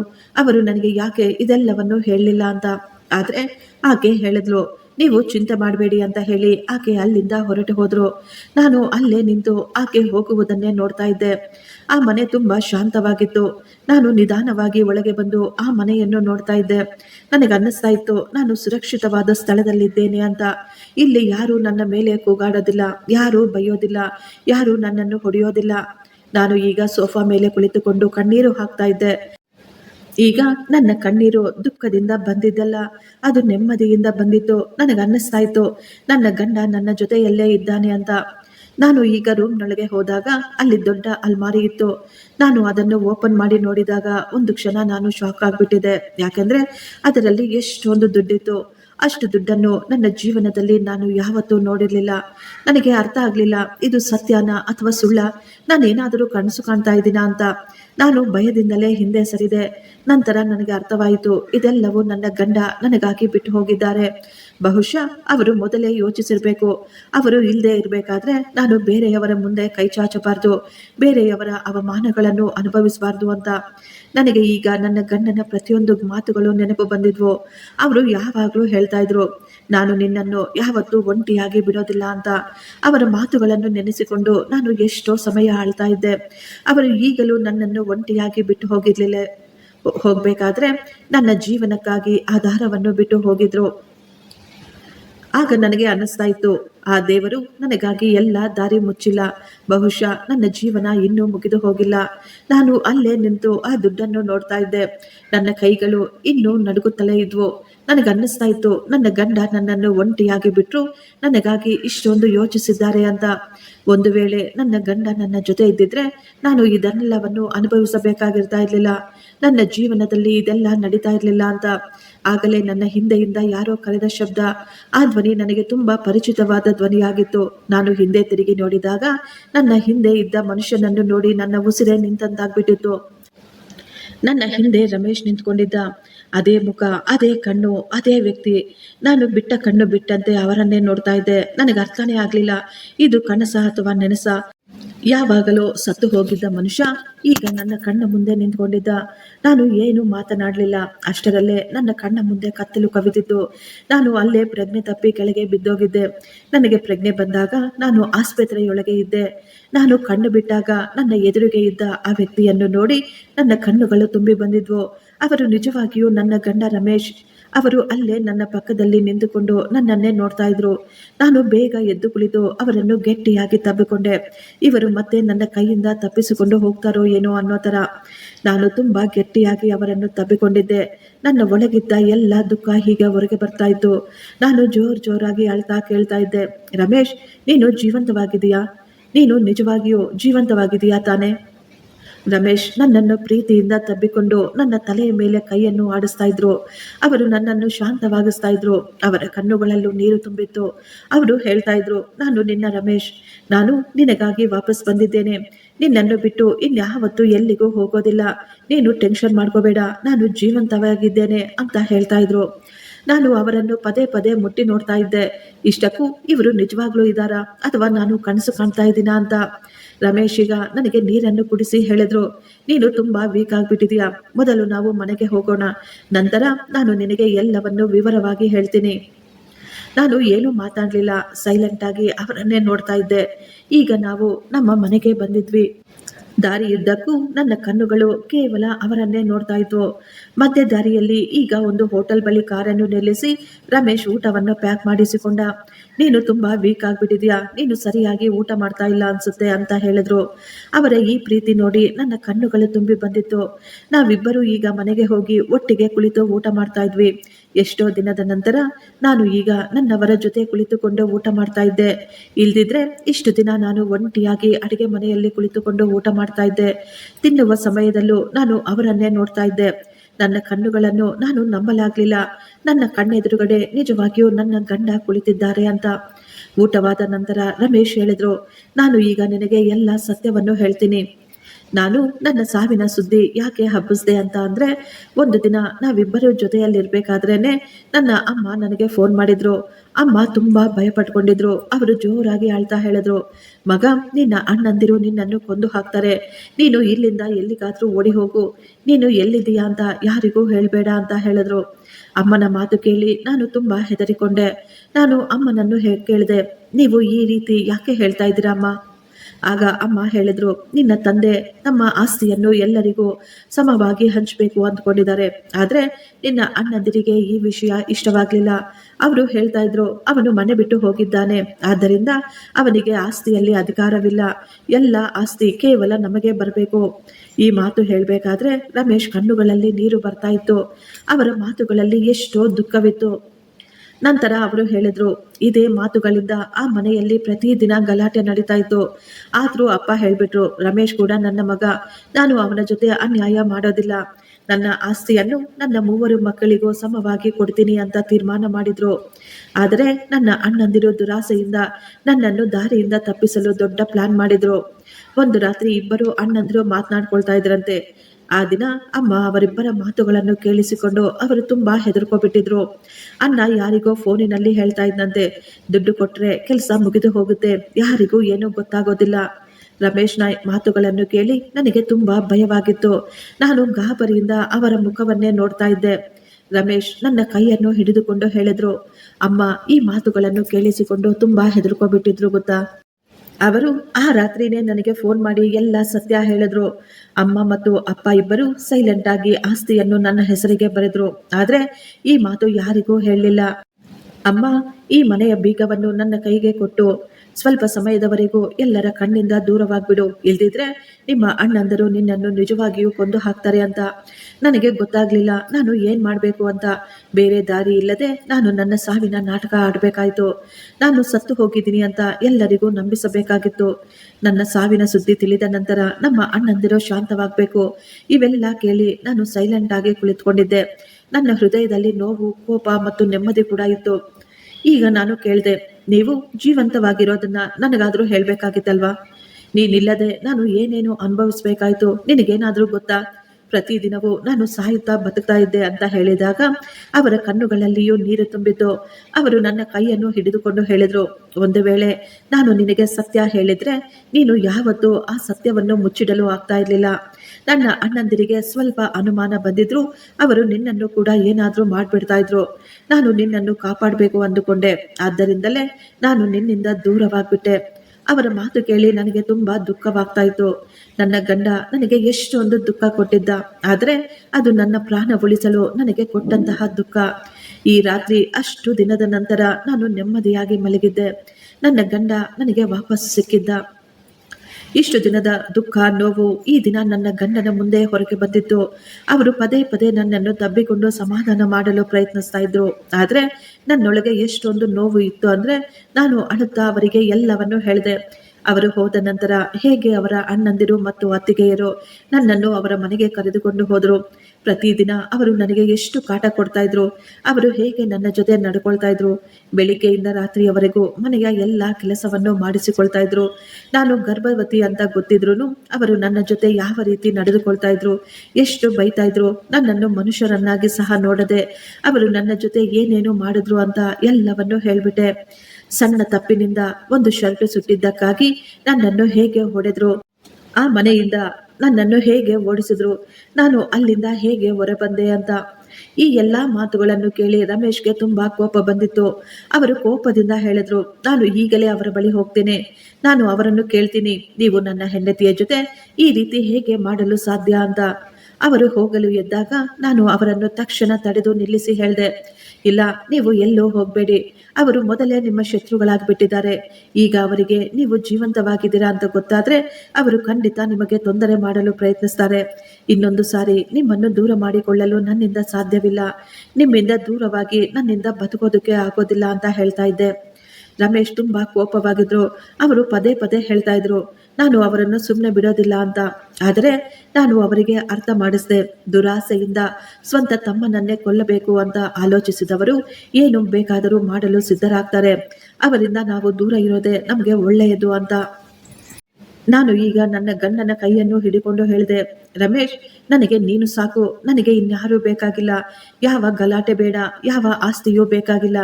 ಒಂದು ಸಾರಿ ನಾನು ನಿನ್ನನ್ನು ಕಳೆದುಕೊಂಡು ನೋಡಿದ್ದೇನೆ, ಇನ್ನೊಂದು ಬಾರಿ ಆ ದುಃಖ ನನ್ನಿಂದ ಸಹಿಸಲು ಸಾಧ್ಯವಿಲ್ಲ ಅಂತ ಹೇಳಿದಾಗ ನನ್ನ ಮಾತು ಕೇಳಿ ರಮೇಶ್ ಮೌನವಾದ್ರು. ಅವರು ಹೇಳಿದ್ರು, ಸರಿ ಆಯ್ತು, ನಾನು ನಿನ್ನ ಮಾತು ಕೇಳ್ತೀನಿ, ನಾನು ಕೇವಲ ನಿನ್ನ ಜೊತೆ ಇರಬೇಕು ಅಂತ ಆಸೆ ಪಡ್ತೀನಿ ಅಂತ. ನಾವು ತುಂಬಾ ಸಮಯ ಮಾತನಾಡಿಕೊಳ್ತಾ ಇದ್ವು. ನಾನು ನನ್ನ ಮಗುವಿನ ಬಗ್ಗೆ ಸಹ ಮಾತನಾಡಿಕೊಳ್ತಾ ಇದ್ವಿ, ನಮ್ಮ ಹೊಸ ಜೀವನದ ಬಗ್ಗೆ ಯೋಚಿಸ್ತಾ ಇದ್ವಿ. ಆಗ ರಮೇಶ್ ಹೇಳಿದ್ರು, ಅಪ್ಪ ಅಮ್ಮ ಸೈಲೆಂಟ್ ಆಗಿ ತಮ್ಮ ಎಲ್ಲ ಆಸ್ತಿ ನನ್ನ ಹೆಸರಿನ ಮೇಲೆ ಬರೆದಿದ್ದಾರೆ. ಈಗ ನಮ್ಮ ಬಳಿ ತುಂಬಾ ದುಡ್ಡಿದೆ, ಇನ್ನು ಮುಂದೆ ಯಾರ ಮುಂದೆಯೂ ಕೈ ಚಾಚುವ ಅವಶ್ಯಕತೆ ನಮಗಿಲ್ಲ. ನಾವು ಎಲ್ಲಾದರೂ ಹೋಗಿ ಹೊಸ ಜೀವನ ಶುರು ಮಾಡಬಹುದು. ಆಗ ನಾನು ಹೇಳಿದೆ, ಎಲ್ಲಾದರೂ ಬಹಳ ದೂರ ಹೊರಟೋಗೋಣ. ಯಾರು ನಮ್ಮನ್ನು ಗುರುತು ಹಿಡಿಯದ ಸ್ಥಳ, ಯಾರು ನಮ್ಮ ಹಿಂದೆ ಹುಡುಕಿಕೊಂಡು ಬರದ ಸ್ಥಳ, ನಾವು ಯಾವ ಹೆದರಿಕೆ ಇಲ್ಲದೆ ಧೈರ್ಯವಾಗಿ ಬದುಕುವಂತ ಸ್ಥಳ. ಆಗ ರಮೇಶ್ ಹೇಳ್ದ, ನೀನು ಒಪ್ಪಿಕೊಂಡ್ರೆ ನಾನು ನಿನ್ನನ್ನು ಅಮೆರಿಕಾಗೆ ಕರ್ಕೊಂಡು ಹೋಗ್ತೀನಿ. ಅಲ್ಲಿ ನನ್ನ ಸ್ನೇಹಿತನ ಕಂಪನಿ ಇದೆ. ಅವನು ನನ್ನನ್ನು ಎಷ್ಟೋ ಬಾರಿ ಕರೆದಿದ್ದ, ಇಲ್ಲಿಗೆ ಬಂದ್ಬಿಡು ಅಂತ. ಆಗ ನಾನು ಯೋಚಿಸಿರ್ಲಿಲ್ಲ, ಆದರೆ ಈಗ ಇದೇ ಸರಿಯಾದ ನಿರ್ಧಾರ ಅನ್ಸುತ್ತೆ. ಸ್ವಲ್ಪ ಸಮಯ ಸುಮ್ಮನಿದ್ದ ನಂತರ ನಾನು ಹೇಳಿದೆ, ನೀನು ನನ್ನ ಜೊತೆ ಇದ್ರೆ ನಾನು ಎಲ್ಲಿ ಬೇಕಾದ್ರೂ ಬರ್ತೀನಿ. ನಾವು ನೆಮ್ಮದಿಯಾಗಿ ಬದುಕೋಣ. ಭಯದಿಂದ ಬದುಕುವ ಜೀವನ ನಮಗೆ ಬೇಡ ಅಂತ. ನಾವು ಈಗ ಬೇಗ ಬೇಗ ಎಲ್ಲ ತಯಾರಿ ನಡೆಸ್ಕೊಳ್ತಾ ಇದ್ವಿ. ಯಾರಿಗೂ ಗೊತ್ತಿಲ್ಲದೆ ನಾವು ಸೈಲೆಂಟ್ ಆಗಿ ಈ ದೇಶ ಬಿಟ್ಟು ಹೋಗ್ಬೇಕು ಅಂದ್ಕೊಂಡಿದ್ವಿ. ಸ್ವಲ್ಪ ದಿನಗಳ ನಂತರ ನಾವು ಭಾರತವನ್ನು ಬಿಟ್ಟು ಅಮೆರಿಕಾಗೆ ಹೊರಟೋದ್ವಿ. ಮೊಟ್ಟ ಮೊದಲ ಬಾರಿ ನಾನು ವಿಮಾನದಲ್ಲಿ ಕುಳಿತುಕೊಂಡಾಗ ನನಗೆ ಎಷ್ಟೋ ಭಯವಾಗಿತ್ತು. ನಾನು ದಾರಿಯುದ್ದಕ್ಕೂ ಯೋಚಿಸ್ತಾ ಇದ್ದೆ, ಈ ಜೀವನ ನನಗೆ ಎಷ್ಟೊಂದು ಕಷ್ಟ ಕೊಡ್ತು, ನಾನು ಎಷ್ಟೊಂದು ಕಣ್ಣೀರು ಹಾಕಿದೆ ಅಂತ. ರಮೇಶ್ ದಾರಿಯುದ್ದಕ್ಕೂ ನನ್ನ ಕೈಯನ್ನು ಹಿಡಿದುಕೊಂಡೇ ಇದ್ರು, ಈಗ ಎಲ್ಲವೂ ಸರಿ ಹೋಗುತ್ತೆ ಅಂತ. ವಿದೇಶಕ್ಕೆ ಹೋದಾಗ ಮೊದಲು ಅಲ್ಲಿ ನನಗೆ ತುಂಬಾ ವಿಚಿತ್ರ ಅನ್ನಿಸ್ತಾ ಇತ್ತು. ಅಲ್ಲಿ ಎಲ್ಲವೂ ಹೊಸದು, ಹೊಸ ಭಾಷೆ, ಹೊಸ ಜಾಗ, ಹೊಸ ಜನ. ಆದ್ರೆ ನನ್ನ ಗಂಡ ಯಾವಾಗಲೂ ನನ್ನ ಜೊತೆ ನಿಂತಿದ್ದ. ನಾವು ಒಂದು ಚಿಕ್ಕ ಆದ್ರೆ ಸುಂದರವಾದ ಮನೆ ಮಾಡಿಕೊಂಡ್ವಿ. ಆ ಮನೆಯಲ್ಲಿ ಎಷ್ಟೋ ನೆಮ್ಮದಿ ಇತ್ತು. ಅಲ್ಲಿ ಯಾರು ನನ್ನನ್ನು ಬೈತಾ ಇರ್ಲಿಲ್ಲ, ಯಾರು ನನ್ನನ್ನು ಅವಮಾನ ಮಾಡ್ತಾ ಇರ್ಲಿಲ್ಲ. ಬೆಳಿಗ್ಗೆ ನನ್ನ ಗಂಡನ ಜೊತೆಯಲ್ಲಿ ಕುಳಿತುಕೊಂಡು ಕಾಫಿ ಕುಡಿತಾ ಇದ್ದೆ. ನಾವಿಬ್ಬರ ಜೊತೆಯಲ್ಲೇ ಅಡುಗೆ ಮಾಡ್ತಾ ಇದ್ವಿ. ಆಗಾಗ ಇಬ್ಬರು ಜೊತೆಯಲ್ಲಿ ಹೊರಗೆ ಸುತ್ತಾಡಲು ಹೋಗ್ತಾ ಇದ್ವಿ. ನಮ್ಮ ಮಗುವಿಗಾಗಿ ಸಣ್ಣ ಪುಟ್ಟ ಸಾಮಾನುಗಳನ್ನು ಸಹ ಕೊಂಡುಕೊಳ್ತಾ ಇದ್ವಿ. ನಿಧಾನವಾಗಿ ನಮ್ಮ ಜೀವನಗಳು ಕೂಡ ಬದಲಾಗ್ತಾ ಇದ್ವು. ನಾನು ಮತ್ತೆ ನಗುವುದನ್ನು ಸಹ ಕಲ್ತ್ಕೊಂಡೆ. ರಮೇಶ್ ಮೊದಲಿಗಿಂತಲೂ ಹೆಚ್ಚಾಗಿ ಈಗ ನನ್ನನ್ನು ನೋಡ್ಕೊಳ್ತಾ ಇದ್ರು. ಟೈಮ್ ಕರೆಕ್ಟ್ ಆಗಿ ಆಸ್ಪತ್ರೆಗೆ ಕರ್ಕೊಂಡು ಹೋಗ್ತಾ ಇದ್ದ. ಔಷಧಿಗಳನ್ನು ಸಹ ತನ್ನ ಕೈಯಾರೆ ಕೊಡ್ತಾ ಇದ್ದ. ರಾತ್ರಿಯಲ್ಲಿ ನನ್ನ ಹೊಟ್ಟೆ ಮೇಲೆ ಕೈಯಿಟ್ಟು ತನ್ನ ಮಗುವಿನ ಜೊತೆ ಪ್ರೀತಿಯಿಂದ ಮಾತನಾಡ್ತಾ ಇದ್ದ. ನನಗನ್ನಿಸ್ತಾ ಇತ್ತು, ನನ್ನ ಎಲ್ಲ ಕಷ್ಟಗಳನ್ನು ನೋಡಿ ದೇವರು ನನಗೆ ಈ ಸಂತೋಷ ಕೊಟ್ಟಿದ್ದಾರೆ ಅಂತ. ಕೆಲವು ತಿಂಗಳುಗಳ ನಂತರ ನನಗೆ ಒಂದು ಸುಂದರವಾದ ಮುದ್ದಾದ ಹೆಣ್ಣು ಮಗು ಜನ್ಮ ಕೊಟ್ಟೆ. ರಮೇಶ್ ಮಗುವನ್ನು ಮೊಟ್ಟ ಮೊದಲ ಬಾರಿ ಎತ್ತುಕೊಂಡಾಗ ಅವರ ಕಣ್ಣುಗಳಲ್ಲಿ ನೀರು ತುಂಬಿತ್ತು. ಅವರು ಮಗುವನ್ನು ಎತ್ಕೊಂಡು ಹೇಳಿದ್ರು, ಈಗ ನಮ್ಮ ಕುಟುಂಬ ಪೂರ್ತಿಯಾಗಿದೆ ಅಂತ. ನಾವಿಬ್ಬರು ನಮ್ಮ ಮಗುವಿಗೆ ಆಶಾ ಅಂತ ಹೆಸರಿಟ್ವು. ರಮೇಶ್ ತನ್ನ ಕಂಪನಿ ಸಂಭಾಳಿಸ್ತಾ ಇದ್ರೆ ನಾನು ನನ್ನ ಮಗುವನ್ನು, ನನ್ನ ಮನೆಯನ್ನು ನೋಡ್ಕೊಳ್ತಾ ಇದ್ದೆ. ಸಾಯಂಕಾಲ ನಾವು 3 ಜನ ಒಟ್ಟಿಗೆ ಕುಳಿತು ಊಟ ಮಾಡುತ್ತಾ ಹರಟೆ ಹೊಡಿತಾ ಇದ್ವಿ. ನಾನು ಅಂದುಕೊಳ್ತಾ ಇದ್ದೆ, ಒಂದು ವೇಳೆ ಆ ದಿನ ನಾನು ಸೋಲು ಒಪ್ಪಿಕೊಂಡಿದ್ದಿದ್ರೆ, ನಾನು ಬದುಕುವ ಆಸೆಯನ್ನು ಬಿಟ್ಟುಬಿಟ್ಟಿದ್ದಿದ್ರೆ ನನ್ನ ಜೀವನದಲ್ಲಿ ಈ ಸಂತೋಷ ಯಾವತ್ತೂ ಬರ್ತಾ ಇರಲಿಲ್ಲ. ಈಗ ನನ್ನ ಜೀವನದಲ್ಲಿ ಭಯವಿರಲಿಲ್ಲ, ಕೇವಲ ನೆಮ್ಮದಿ ಇತ್ತು. ಈಗ ನಾವು ಎಷ್ಟೋ ಸಂತೋಷವಾಗಿ ನೆಮ್ಮದಿಯಾಗಿದ್ವಿ. ನಮ್ಮ ಮಗುವಿನ ನಗು ಈಗ ಆ ಮನೆಯಲ್ಲಿ ಎಲ್ಲ ಕಡೆ ತುಂಬಿತ್ತು. ಎಲ್ಲವನ್ನು ಮರೆತು ಈಗ ನಾವು ನಮ್ಮ ಜೀವನದಲ್ಲಿ ಮುಂದೆ ಹೋಗ್ತಾ ಇದ್ವಿ. ಆಗ ಇದ್ದಕ್ಕಿದ್ದಂತೆ ಒಂದು ದಿನ ರಮೇಶ್ ಅವರ ತಂದೆ ಫೋನ್ ಮಾಡಿದ್ರು. ಅವರ ಧ್ವನಿಯಲ್ಲಿ ತುಂಬಾ ದುಃಖವಿತ್ತು. ಅವರು ತುಂಬಾ ಟೆನ್ಷನ್ ನಲ್ಲಿ ಹೇಳ್ತಾ ಇದ್ರು, ಮಗ, ಇನ್ನು ನಮ್ಮಿಂದ ಇದೆಲ್ಲವನ್ನು ಸಹಿಸಲು ಸಾಧ್ಯವಿಲ್ಲ. ನಿನ್ನ ಅಣ್ಣಂದಿರು ನಮ್ಮನ್ನು ಮನೆಯಿಂದ ಹೊರ ಹಾಕ್ಬಿಟ್ಟಿದ್ದಾರೆ. ನಮ್ಮನ್ನು ಅವರು ವೃದ್ಧಾಶ್ರಮದಲ್ಲಿ ಬಿಟ್ಬಿಟ್ಟಿದ್ದಾರೆ. ನಾವು ಈಗ ಒಂಟಿಯಾಗ್ಬಿಟ್ಟಿದೀವಿ. ನಮಗೆ ಅರ್ಥವಾಗ್ತಾ ಇಲ್ಲ ನಾವೇನು ಮಾಡಬೇಕು ಅಂತ. ನಮ್ಮ ಕೊನೆಯ ಆಸರೆ ನೀನೇ ಆಗಿದೀಯಾ. ಈ ಮಾತು ಕೇಳಿ ರಮೇಶ್ ಒಂದು ಕ್ಷಣ ಸೈಲೆಂಟ್ ಆಗ್ಬಿಟ್ರು. ಅವರ ಮುಖದ ಮೇಲೆ ನೋವು ತುಂಬಿತ್ತು. ಯಾವ ತಂದೆ ತಾಯಿ ಅವರನ್ನು ಅಷ್ಟು ವರ್ಷದಿಂದ ಎಷ್ಟೋ ಪ್ರೀತಿಯಿಂದ ಸಾಕಿದ್ರೋ ಅವರೇ ಈಗ ಅನಾಥರಾಗಿ ಬೀದಿಯಲ್ಲಿ ನಿಂತಿದ್ರು. ರಮೇಶ್ ತಕ್ಷಣ ಹೇಳಿದ್ರು, ಅಪ್ಪ, ನೀವು ಟೆನ್ಷನ್ ಮಾಡ್ಕೋಬೇಡಿ, ನಿಮಗೆ ನಾನಿದ್ದೇನೆ. ನಾನು ನಿಮಗೆ ಎಲ್ಲವನ್ನು ಏರ್ಪಾಟ್ ಮಾಡ್ತೀನಿ. ನೀವು ಕೆಲವು ದಿನ ಅಲ್ಲೇ ಇರಿ. ನಾನು ನಿಮಗಾಗಿ ತಕ್ಷಣ ಟಿಕೆಟನ್ನು, ವೀಸಾವನ್ನು ರೆಡಿ ಮಾಡಿಸ್ತೀನಿ. ಇನ್ನು ಮುಂದೆ ನೀವು ಒಂಟಿಯಾಗಿ ಇರೋದಿಲ್ಲ ಅಂತ ಹೇಳ್ತಾ ಇದ್ರು. ನಾನು ಅಲ್ಲೇ ಪಕ್ಕದಲ್ಲಿ ನಿಂತು ಇವೆಲ್ಲವನ್ನು ಕೇಳಿಸ್ಕೊಳ್ತಾ ಇದ್ದೆ. ನನ್ನ ಮನಸ್ಸಿನಲ್ಲಿ ನೂರಾರು ಪ್ರಶ್ನೆಗಳು ಎದ್ದಿದ್ವು. ಆದರೂ ನಾನು ಏನೂ ಹೇಳಲಿಲ್ಲ. ನನಗೆ ಚೆನ್ನಾಗಿ ಗೊತ್ತು, ರಮೇಶ್ ತನ್ನ ತಂದೆ ತಾಯಿಯನ್ನು ಎಷ್ಟೊಂದು ಪ್ರೀತಿ ಮಾಡ್ತಾರೆ, ಅವರಿಗಾಗಿ ಎಲ್ಲವನ್ನೂ ಮಾಡ್ತಾರೆ ಅಂತ. ಕೆಲವೇ ದಿನಗಳಲ್ಲಿ ಅತ್ತೆ ಮತ್ತು ಮಾವ ಇಬ್ಬರು ಅಮೆರಿಕಾಗೆ ಬಂದ್ಬಿಟ್ಟಿದ್ರು. ತನ್ನ ತಂದೆ ತಾಯಿಯನ್ನು ನೋಡಿ ರಮೇಶ್ ತುಂಬಾ ಭಾವುಕರಾಗಿ ಕಣ್ಣೀರು ಹಾಕಿದ್ರು. ಅತ್ತೆ ಮಾವ ಮನೆಗೆ ಬಂದ ತಕ್ಷಣ ತಮ್ಮ ಮೊಮ್ಮಗಳನ್ನು ನೋಡಿ ಅವರು ಸಂತೋಷ ಪಟ್ಟಿದ್ರು. ಸಮಯ ಕಳೆಯುತ್ತಿದ್ದಂತೆ ನಿಧಾನವಾಗಿ ಅವರು ನನ್ನನ್ನು ಕೂಡ ಒಪ್ಪಿಕೊಂಡಿದ್ರು. ನಾವೆಲ್ಲರೂ ಈಗ ಒಟ್ಟಿಗೆ ತುಂಬಾ ಸಂತೋಷವಾಗಿ ಒಂದೇ ಪರಿವಾರದ ಹಾಗಿದ್ವಿ. ಬೆಳಿಗ್ಗೆ ಕಾಫಿ ಕುಡಿಯುವುದರಿಂದ ಹಿಡಿದು ರಾತ್ರಿ ಊಟ ಮಾಡುವವರೆಗೂ ಎಲ್ಲರೂ ಒಟ್ಟಿಗೆ ಕುಳಿತು ಎಲ್ಲ ಮಾಡ್ತಾ ಇದ್ವಿ. ನಮ್ಮ ಕುಟುಂಬ ಈಗ ದೊಡ್ಡದಾಗಿ ಪೂರ್ತಿಯಾಗಿತ್ತು.